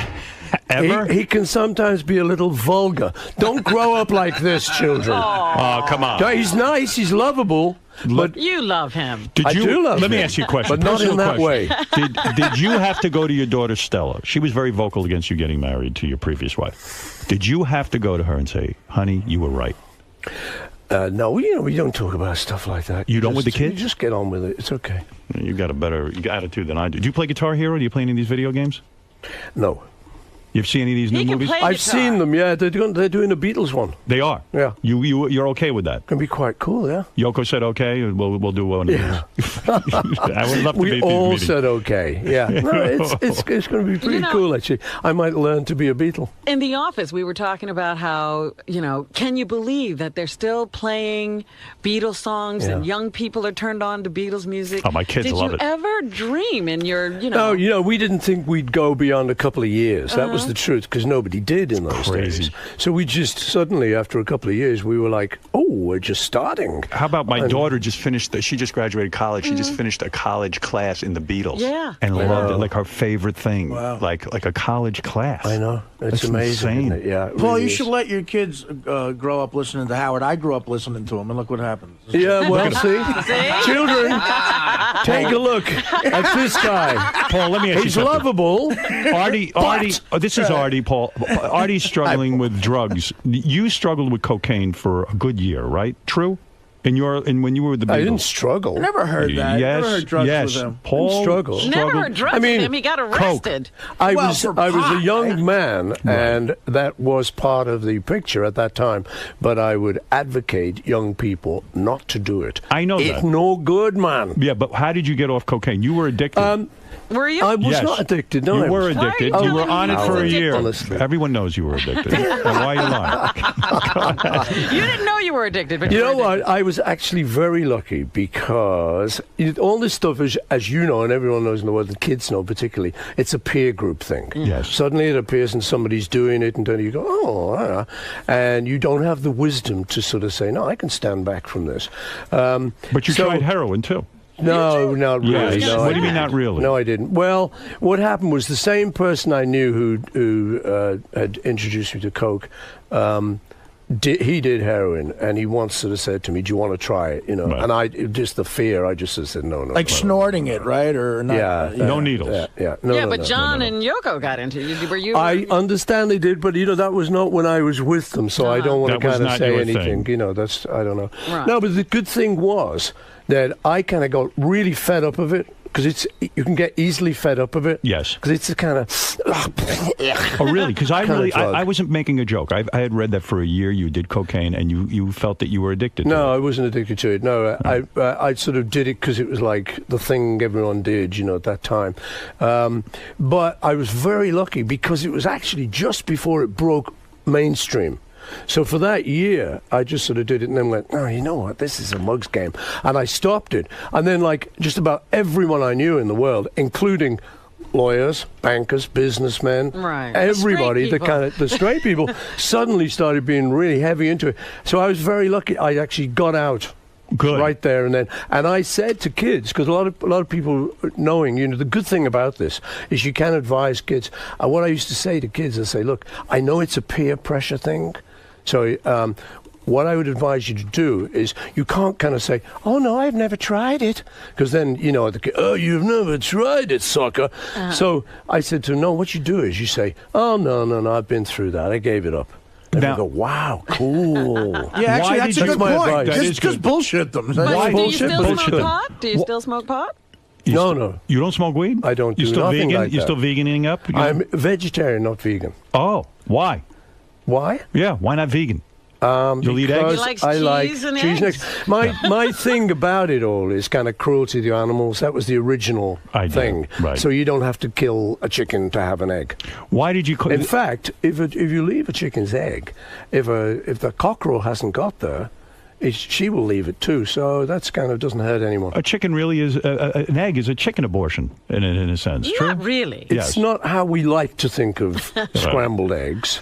But anyway, Howard, listen, I'm really glad you like the record with Fireman. Let me ask you a question about Fireman. I'm pulling it back to the Why original. didn't you call the record McCartney record? Why Fireman?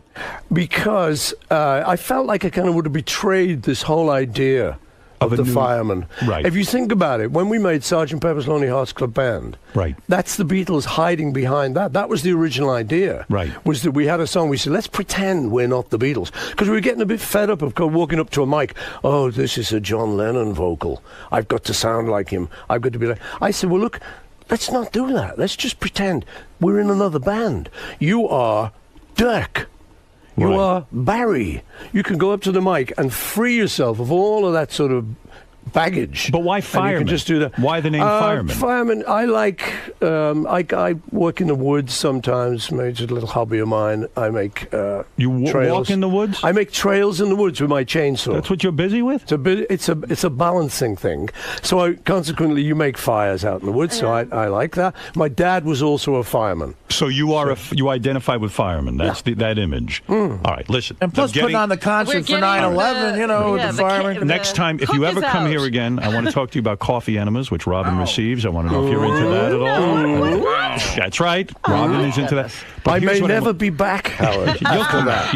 I'll see you again. don't want to ever have Paul, that I'm getting the high sign, conversation. but I'm going to leave everyone with a song that I think is one of the best tracks on the Fireman Let's record. do it.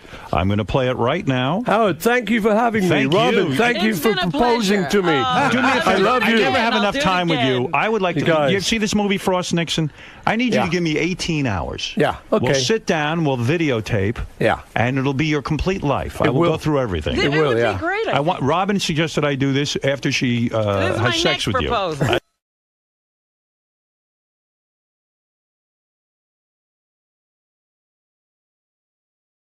I'm David Tell, and I'm here to whore myself out, get the message out about the new Gong Show on Comedy Central, and of course to reminisce about our Afghanistan USO tour. So, Now, how did the tour go for you? I think we'll all agree that like the tour is great. It's the getting there that sucks. The flying, taking like 5 planes to get there, spending 20 hours, you know.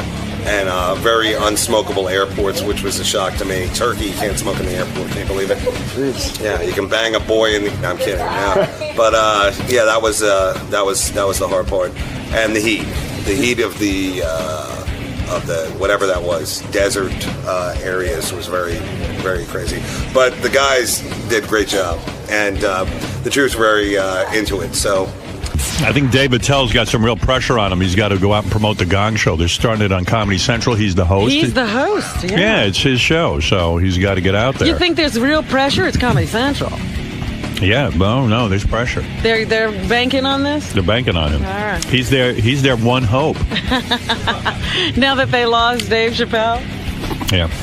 What's up? Is there pressure on you to promote the Gong Show? In other words, you want this to be... But, I mean, you can laugh all you want, but this is a big deal to you. It really is. You need this to be successful. This is my last chance. Is this Show it? business. I mean, you've done a lot of work for Comedy Central. You've had HBO specials. You're a successful comedian. You had your own show for I did, yeah. That didn't work out. It didn't. What? Well, I mean, it ended. Well, I ended it though. Right. Oh, yeah, you it was did? going to kill him, that show. Why did you end your own David Tell show? Because I only have one liver, and it got harder to do as it was called the Insomniac Show, not the David Tell Show. All right, but it should have been called. Everyone called it the David. The whole industry called it. They called it the whole industry. Yeah, yeah. Everyone in the industry called it the David exactly. Tell Show. Variety, of course. Yeah. No, they called it. Why I ended because it was getting harder to do, but I wanted to keep doing hour specials, and they wanted the half hours, and I guess in hindsight I should have kept doing it. But look at me now; I'm like an old, drunk guy. I mean, it just seems like. Are you really a drunk? Yeah, and that's why the Gong Show is like a perfect rehab of. Do you have a drinking problem? Yeah. Well, what is this? The first time on the air? No, but I'm saying. I mean, but I'm wondering. I did how not. much of I this- haven't had a drink in like 6 months. So, and the guys will back me up on the tour there. So. How much is this a shtick? This addict kind of person? I don't speak early Jewish vaudeville terms. Right. How much of my shticklach? Yeah. How much?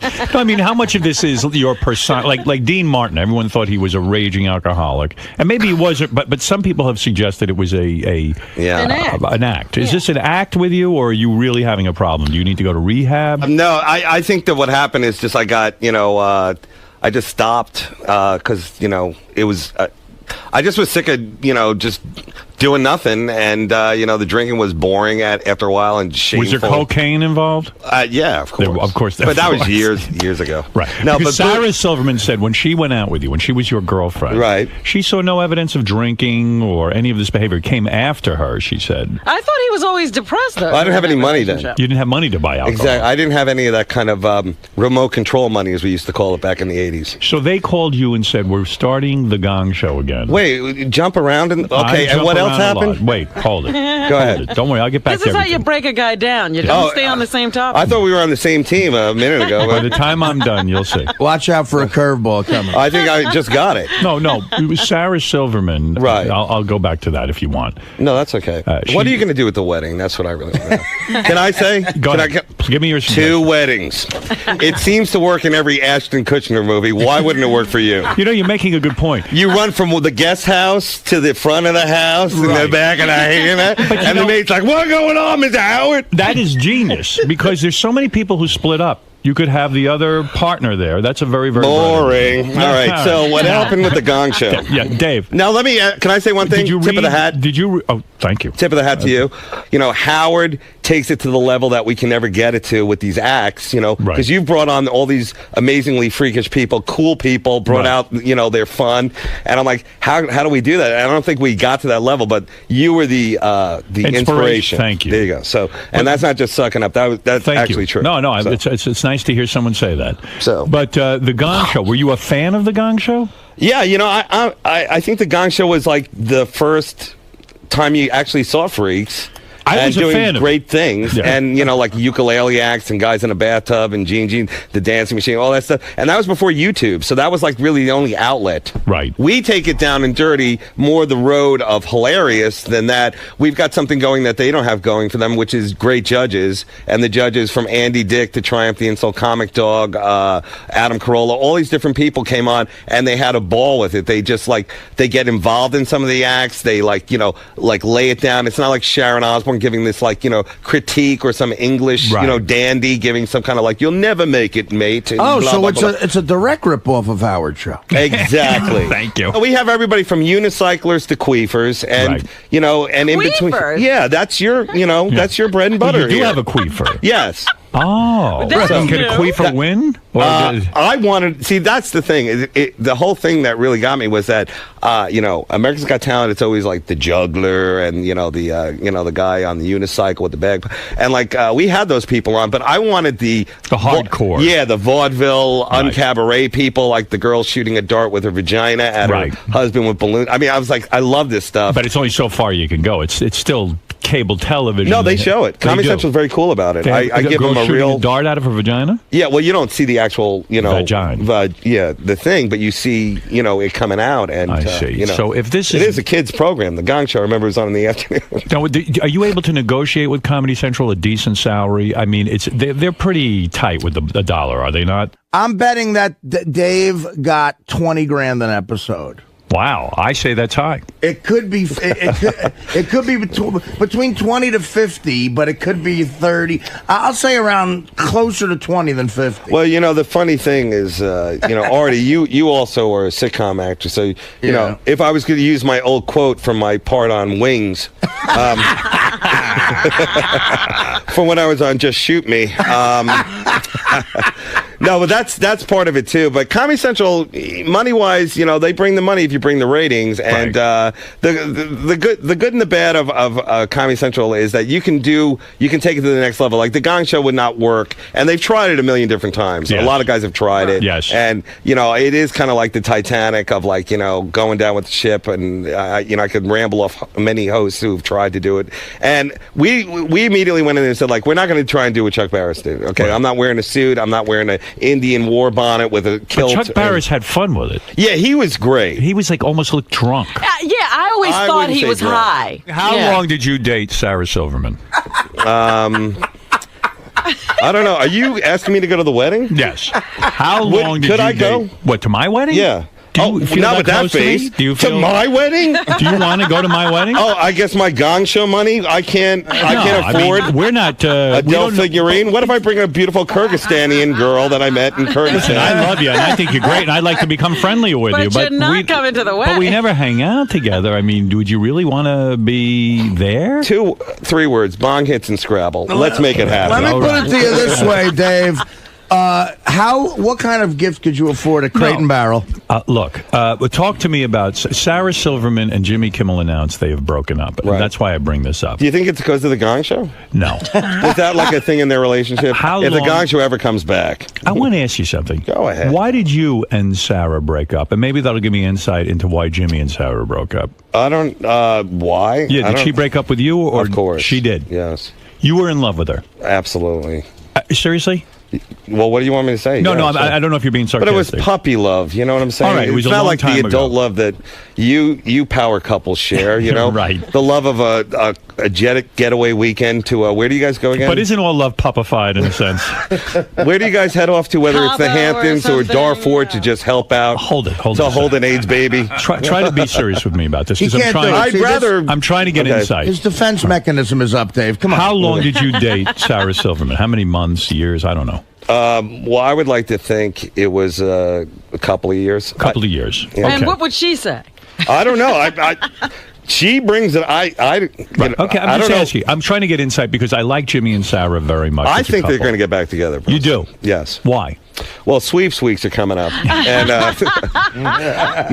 October's rolling around, and nothing gets. You think it'll be a big deal if they get back together? You think this is a publicity stunt? Yes, he does. No, I really do. No, but in all seriousness, you were going out with her. You loved her.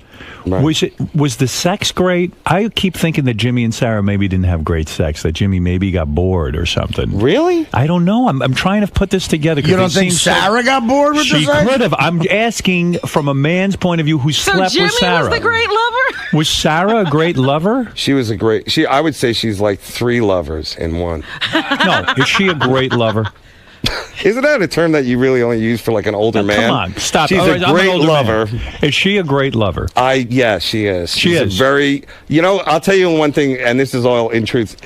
She's a very alive person. She's very in the moment and all that kind of stuff. And me, a brooding, balding old guy, that's the kind of stuff that you're attracted to. Right. She's like a live person, and she's good at sports, and I could give a shit about sports, but, the sex was frequent. In other words, it wasn't being withheld. It was a good Is that sex what you think life. would happen with them? I don't know. I'm trying to piece this together. It's shocking to me. I'm actually upset about it. Are you really? Yeah, because I enjoy hanging out with them as a couple. Well, why can't you still do that? As a couple? I can't. They won't get together as a couple. As a T-Mobile cell phone? Can't you? You know what? I'll tell you this. What is your theory on this? What do you think happened? I really just heard about it the other day because, we got a little saying in Afghanistan. Right. If you love it, no. I really don't know, but I'd say that both of them are, I don't know Jimmy that well, but I know her pretty well, or I did. And I think that, they're probably working a lot, he has his show. Right. And she has her show, and that's a lot of work. And then I think, it's like adult stuff. It's not like when you're, just out of college kind of hanging around things. So it's more of an adult scene that I probably wouldn't, know about. But that's probably, I'd say, the problem. Last time I saw her, she said, "I love him. I'm going to be with him the rest of my life." Blah blah blah blah blah. And what happened? Well, this was the rest up. of her life. You just didn't know. It didn't mean she was going to be dead. Right. I don't know. I don't understand it, to tell you the truth. I really don't get it either. And have you ever done Jim's show or Jimmy's show? Yeah, I have. Yeah? When my, during the Insomniac thing, I came out and, Did you discuss having sex with her? His girl. No, I didn't. You didn't? Why not? Wouldn't that be great television to say, hey, I banged her, you banged her. Let's compare That's notes. pretty rock and roll. It's not so much comedy. That's like not what rock funny? guys do. Like Eric Clapton could do that or something like that. I don't know. I mean... I would have tuned in. I would listen to you guys comparing notes and saying, she didn't do this, but then Jimmy would go, oh, no, she did that Don't with you me. love it when she never licked my balls, she and never that did upset that to me. And no, Dave wants to do jokes about shampoo and a sock. Every time I come in here, you always bring up Sarah and all that stuff. What do I have to do that? Like, if I found Bin Laden on that trip, and I also opened Iron Man, would that? No, I only brought it up because of the news that they were. I know, I it's thought you could shocking. offer insight. I did. Do you think it has something to do with the gas prices? Now, this know. leads into neutral territory. Do you have sex videos of her with you? No, you never took her. Before that, no, never. Wow. Well, all right. I will drop it then. Like, I mean, honestly, Howard, would you? Don't you feel like that's like you got to be really on your game to do that kind of stuff? Like sex video? Yeah. I've tried it and it never works out well. I've done it a couple of times in my life. Now, a man in your position, why would you even put yourself in that position? I look so bad. You do? On these videos. You think you're in decent shape. What? You really aren't the good, the best judge. You should show us. I did one where I took the video on my penis, and I don't know, it must have been bright light, but it looked very veiny and like it was. I was like, ugh. You're too harsh and critical. When people ask me that, I go, look, I'm embarrassed by video of me not having sex, just acting. Yeah, right, just being around. Right, yeah. I mean, that's what I mean. You're too critical of yourself. You should let somebody else judge it. Okay, Robin. I'd love to have your critique. After Gary came back from Afghanistan, he came to me and he said, Dave Attell is a saint. I said, a saint. He said they should call him Saint Attell. He really is. Why do you... I said to Gary, why do you say this about Dave Attell? Because as far as I can see, he doesn't look like any kind of saint to me. Right. He seems very... Nobody's ever described him that way before. And he's a Jew. And he's a Jew. That's right. And then the Jimmy thing, right? Right. So, and he fucked Sarah. Yeah. I mean, I don't see him being a No saint. saint has ever fucked Sarah. So Gary goes, Wolf, there were days when we were traveling. You know how you talk. He goes, Wolf, there were days we were traveling, and we would be very tired. And sometimes the USO would say, when you're eating, go have meals with the troops and talk to them. But sometimes we were so tired, we would just eat amongst ourselves. But Dave Attell would go over to the troops' tables, no matter what was going on, and sit there and talk with them. It's very, very important to him. The whole time he's there, he's talking to the He troops. never shied away from the troops. Right. Well, is that accurate? That is accurate, and the guys didn't know that that's part of the USO thing. It's not just doing the shows, but they picked it up real Artie quick. apparently didn't know. All right, Well, but Artie is a different. Slept, yeah. We just Artie slept through all of Afghanistan. But they were like, "How do you do it?" And I go, "Well, I was brought up as a runaway, and I was used to going truck to truck looking for love." No, it's what is these it? guys are. I'm sorry. Go ahead and explain yourself. I'll explain. I'm glad that first of all, I'm glad I couldn't pick better guys to go with because not just Artie and Gary, but Nick and Jim Florentine were great. And the whole thing is that the monotony. We see the war in little snippets on the news, and it's explosions and shooting. But then there's the other times of just monotonous routine, heat, being distant from their loved ones, their lives. There's a lot of people there in the Guard and Reserve who have other lives that they've had to put on hold to do it. And what the we psychological pressure, knowing that they might be killed at it. Exactly. Right. But besides all that, there's really just the never-endingness of it and the sameness of it. And that could be horrific or it could be boring, but it's over and over and over for over a year. And we're just like new faces that come in. I don't consider myself famous. I'm not, Jessica Simpson or anything like that. But we just come in and like whether they know you or not, it's just somebody else to talk to. Like, comics are great because we don't bring any equipment. We just come in, tell a couple of, dick jokes and we're out of there. Right. And they love it dirty. And, they might say the powers that be, keep it clean, do this, whatever. Yeah. But when it gets down to it, they always love it dirty. And we love bringing it to them that way. So. Right. Yeah, the So shows. it was a good experience. The shows were very Risque. successful, and obviously Dave destroyed, as did Nick. Everybody killed. Yeah. And Gary did a good job. And I mean, it is so satisfying afterwards at the meet and greet when these guys come up to you and say, You know what, man? And every one of them were nice. We really appreciate you coming. We laughed, and it was good to escape for a while. And Dave has gone probably about 4 or 5 times. Is that right? You've been there quite a bit. Different place, right? yeah. Yeah, I mean, You've been to Iraq? Iraq. You've been to Afghanistan. And, Afghanistan used to be the one where everybody's like, I hope I get sent to Afghanistan because it's safer. Now it's really, going crazy. Yeah. Did you feel in danger at any time when the mortar attack? We read about the mortar attack. We asked Gary and we asked Artie about it yesterday. Was that your first time being under attack? Well, besides coming on this show, the emotional mortars, the rounds shot at me, the salvo. Coming in. No, it happened in Iraq too, but it wasn't like where we had to get in the bunkers. It was just kind of like, oh, by the way, we were attacked. But the best part. There's 2 stories I'd like to say about the whole tour. One of them was I was roommates with Artie for a while and Nick DiPaolo, and. Fun. That's a fun room. It was a fun room, and Artie,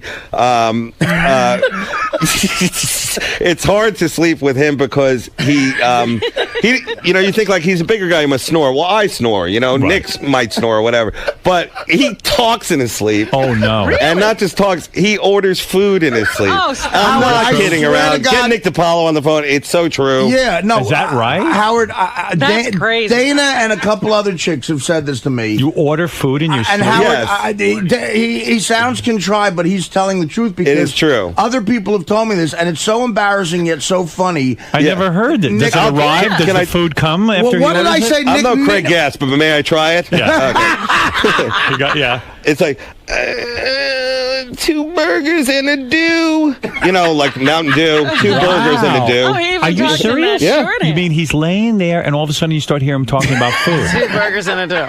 Burgers. But what not else just does he laying there. mention? What else does he? Kind of shaky, kind of like. I do. I get the shake. What else? What else does he order? I'm curious. Pizza. Well, Nick DiPaolo said the 2 burgers and a dew thing, and that was why I knew they weren't bullshitting. Just 2 separate times they said the same exact thing that I ordered. Wow. Yeah. And I'm like, I don't even drink Mountain Dew.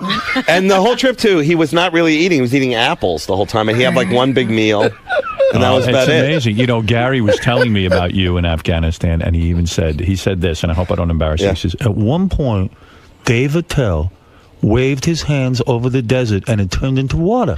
I'm not kidding. No, you know what? I was afraid, like flying in the helicopters and all that kind of stuff. But that was pretty cool. That we got a chance to do that. That was really cool. Did you shoot off a gun like Artie and Gary? Yeah, I did. You did, and you liked it. Yeah, no, that's the coolest part of it because, like, they were like, "Hey, how do you know like this?" Because I watch all those military like history channels. Why do you? I love that stuff. Why do you go? You didn't just go once. This is your 5th time over. Well, no, I've been to Afghanistan twice and Iraq once, and then I've done like other USO. Why stuff. do you do it? Do you feel an obligation? Yeah, I also feel that like when not really asked to do anything, and that like it's a really good.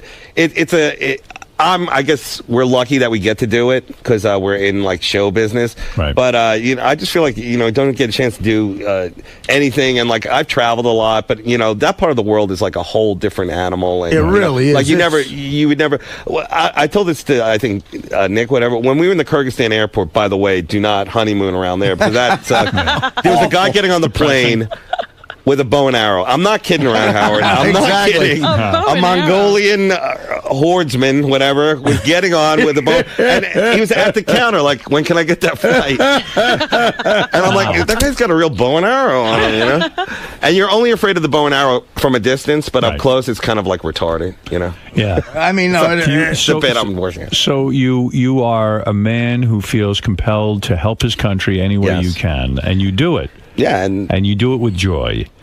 Can I say one thing? Yes. Okay. The biggest surprise, delightful surprise, was when we went to the Predator base and did Gary tell you this? Oh yeah, the colonel. The colonel of the Predator base is like the most devout fan of your show. Wow. Anyway, because we walk in and he's giving us like a bullet point thing on the Predator, which is pretty cool because Jeff Anthony, usually when you do the USO tour, you meet everybody. You meet like the guy who's in charge of sanitation, and he gives you like a rundown on how they do the base and like how they set up the city and all that kind of stuff. So some of it's kind of monotonous, but you're there to meet the guy, so you got to sit through it. But this guy goes, I got a couple questions. One about the merger, and like he's like a colonel. He's up on it. Yeah. And the next one, Jim, are you still going out with Robin? And then like, where's Artie? Is he coming out? You know, Well, he Dave- was like to be updated. fanatical. Right. Dave has been there so much, Howard. He knows enough, and he reads a lot about it. I guess. Yeah. Where he's talking to the Army guys in Army terms, like a guy will have a rifle, and we don't even know what the fuck it is, and Dave will be going, "What are you using that? Do you use S50s, or you got a 485 Glock on that?" I You know, didn't say I mean, no, you knew numbers. You're a gun freak. You're not a Nick, gun freak. Nick You in just Lake Tahoe, you're on knew the air. about Go it. ahead. Good morning, Howard. Thank you very much. I got a question for David Tell. Was there any time on the trip that you guys were so scared that you said, "Oh man, this is it. I don't know if we're ever going to get out of this one," or anything like that? Artie, Gary. Probably when Artie was talking in his sleep about food. I thought he was going to eat me. No, I think it's scary. I think the real scary part, because they can take really good care of you. The scariest part is the flying. You know, like you fly in a lot of different aircraft, old military aircraft, like from the the '60s. Howard, no windows, and Right. it's claustrophobic. Yes. And you're a target, too. And, well, you can't fly over Iran or Pakistan, Yes. so it's really... Remember how you used to always bitch, and you were so right about how France wouldn't let us fly? Right. So these fucking planes have to go around and use more fuel. It takes longer, and these soldiers are packed in these planes with all this equipment, and because you can't fly over fucking Iran or France or whenever we couldn't do that, it takes longer, and they're tired.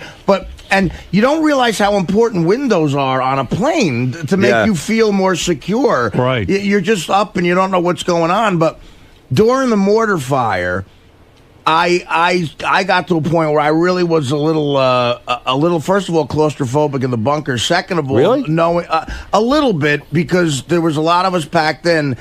And when we're walking, you know, and that kid said to me, "Look, the way I look at it, if you get hit, you get vaporized," and it's like it's going to be weird just. That got to me a little bit. Yeah. But they make you feel... It's got to hurt to be vaporized. But they make... What is vaporized, Artie? Can you explain that a little Well, bit? when, in other words, you get hit with a weapon that's so powerful that it just like can turn you into dust immediately. You don't even feel about it. Yeah, there's nothing left of you. Right. Gary said at one point, Dave Attell jumped on the mortar. I would have done that if it was good for the show. Well, did you ever at any time assess who would be a problem if it got heavy? Well, I did think that if, let's say, we were captured, I know as a Jew, I would have had to think out one of the other guys.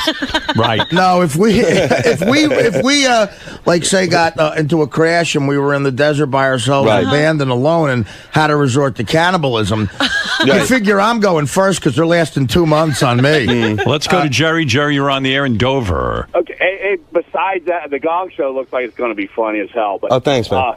Hey, Sarah Silverman, little star fucker, did she take it up the ass? Wow. Well, that's a legitimate question, and you got to deal with it any way you have to deal with it. You really think he should answer that? I do. I think it's legitimate. I don't think it's a nice question, but I think it's a legitimate question. Did Sarah take it in the ass? No, I don't see any of that there. I think it was more by Kabbalah sex. You know, it was really it was more traditional. Yes. All right. I like how that guy came at it. You were with her in the early '90s. That was the height of the anal craze. Was it really? Absolutely. You missed it? Even Robin went through it. Robin took it. I had it a couple of times in my ass. Yes, absolutely. Well, you know, back in the desert, that's really the only way to clean yourself. Clean your piece, as they call it. I mean, she probably took it right up the ass. What's going on with your relationships now? Do you have a girlfriend? No one ever reads about you in the tabloids. The Gong Show is really, I think, like a eHarmony for me, because I met so many interesting ladies on there. This one girl. Are you having sex? Well, not really, because I stopped drinking. You mean that ended your sex life? Well, it does. You know, it kind of like you rather go home. I'm actually one of the few guys who's cool being alone. And that was kind of the weird thing, like sharing a room with these guys. Yeah. Because I think he'll say it too. Like, Artie, you're on the road all the time, but you get like your own. At the end, you go into your own room and you can do whatever you want. Absolutely. You know? And now it's kind of like this, like guy club. You know, and like you're afraid to like undress in front of everyone. Yeah. Although you're walking around wearing just a towel. You know, a towel, and that's always fun. But we had, because again and again, like Dave said, we couldn't pick a better bunch of guys. There were a couple of nights where, we couldn't sleep, and it was just me, Nick, and Dave, and just laughing all night because we you just love each other's company on top of being performers. And I mean, Dave, is being humble a little bit. A ton of guys recognize him from Insomniac. They love seeing him. Right. And he goes up and like literally at the mess hall, he'll go out of his way to just talk to guys. And like I told you yesterday, there was one group of guys who said to me and Gary, look, they were just out of Fort Hood, Texas, going away for 15 months. They asked, could you hang out with us? And Dave was very aware of that. And he always did it, never said no to anything. So, I mean, Dave. It was a great tour. That's not true. But, I mean, thank you, Artie. But a lot of it has to do with, like, that's our fan base, too. These guys are the guys who come see our shows when they're, and it's like, that's the cool connection, because it's not just like they know your stuff, or like a lot of them have said, you don't care. You never think about your own life. You never think about the fact that you might get killed over there. Well, I'm kind of hoping. You're hoping you die. Since I have a miserable life, but no. Now tell me, you don't have a girlfriend. I don't. And so I can't go to the wedding then. You don't have anybody who... No, I have a friend. You got a friend. Yeah, something's going on. Well, Why are you keeping it such a secret? No, she's not my girlfriend, though. Why are you hiding her? Bring her in here now. Why did you say it's a her? You know what? I'm gonna. I'm gonna. Who you're voting for now that you've been overseas and you've seen the action firsthand? Who will be the best man to handle the situation in Iraq and Afghanistan? Wow. Is it Obama or is it McCain? Well, sometimes I think it's really, I think, the 1-2 punch. You got to get like the right vice president, and sometimes I think like, late at night, especially after a drinking binge, the best guy for the job would be Obama and the Burger King. The actual Burger King. Stop it. No. Tell me who you're for. Who am I for? Yeah. Who is the best commander-in-chief? You've been with the troops. Yeah. Mayor McChee. You've spoken with the troops. Yes, I've spoken to them and heard their views. You think the Burger King would be a good vice president? Well, the Burger King burnt down. Talk about... Oh, that's right. Oh, you didn't tell that story? Well, I was trying to, but we were all over the place. But we only had 3 hours. The Afghanistan... The Afghanistan Burger King. The Kandahar, the base we were at in Kandahar, the place that stunk like shit. Yeah, the Kandahar BK. Yeah, it had a Burger King. Yeah. And of course, I hear that, my eyes light up. Yeah. And then they go, but it burnt down last week. Yeah. A mortar hit the fucking Burger King. So I was looking to have a Whopper with cheese with shit on it. I've actually gone to a fast food restaurant, whether it was Burger King or McDonald's in Aruba many years ago. Right. And it was so bad. Really getting into the local culture. Oh, my God. I was so fat back then that I decided I needed to eat Burger King. And I go in Aruba, and I go into the local town. It took over an hour to get a burger. There's no such thing as fast food. Can you imagine in Afghanistan what that would have been like? I mean, you would have been sick, I'm sure, for months. And the guy behind the counter. Yeah. What would you like? You know what else they have? Like a Starbucks ripoff type place that they build. What, the Tim Hortons? Well, not the Tim Hortons. Like I love that place. Talk about real heroes. It's those 4 Canadian girls working at the Tim Hortons. Yeah, there's a Tim Hortons in Afghanistan. And there's like a coffee bean type place. Yes. Green bean, whatever. You think they set that up for the troops, you mean? Yeah, I mean, it's a whole city. So the funny thing is, you see a lot of these big, good old boys from the South walking around with an M16 and a caramel macchiato. Yeah. Frappuccino. Isn't it amazing, like, the lengths people will go to make a living? I mean, that's pretty something. That's extreme to set up like a Starbucks in Afghanistan. Right, and it's always when you packed. hear about those people who get kidnapped, it's always some guy from the Midwest Contractor. who needed a job. It's always a barista at Starbucks. It shows you how shitty things are out there. In Kyrgyzstan, the cool thing is because the people are like Russian hybrid. Like you'll meet like a girl like with one blue eye, like a husky, like weird hot girls, and they get jobs on the bases. And like I was up early one day, like just chain smoking outside, and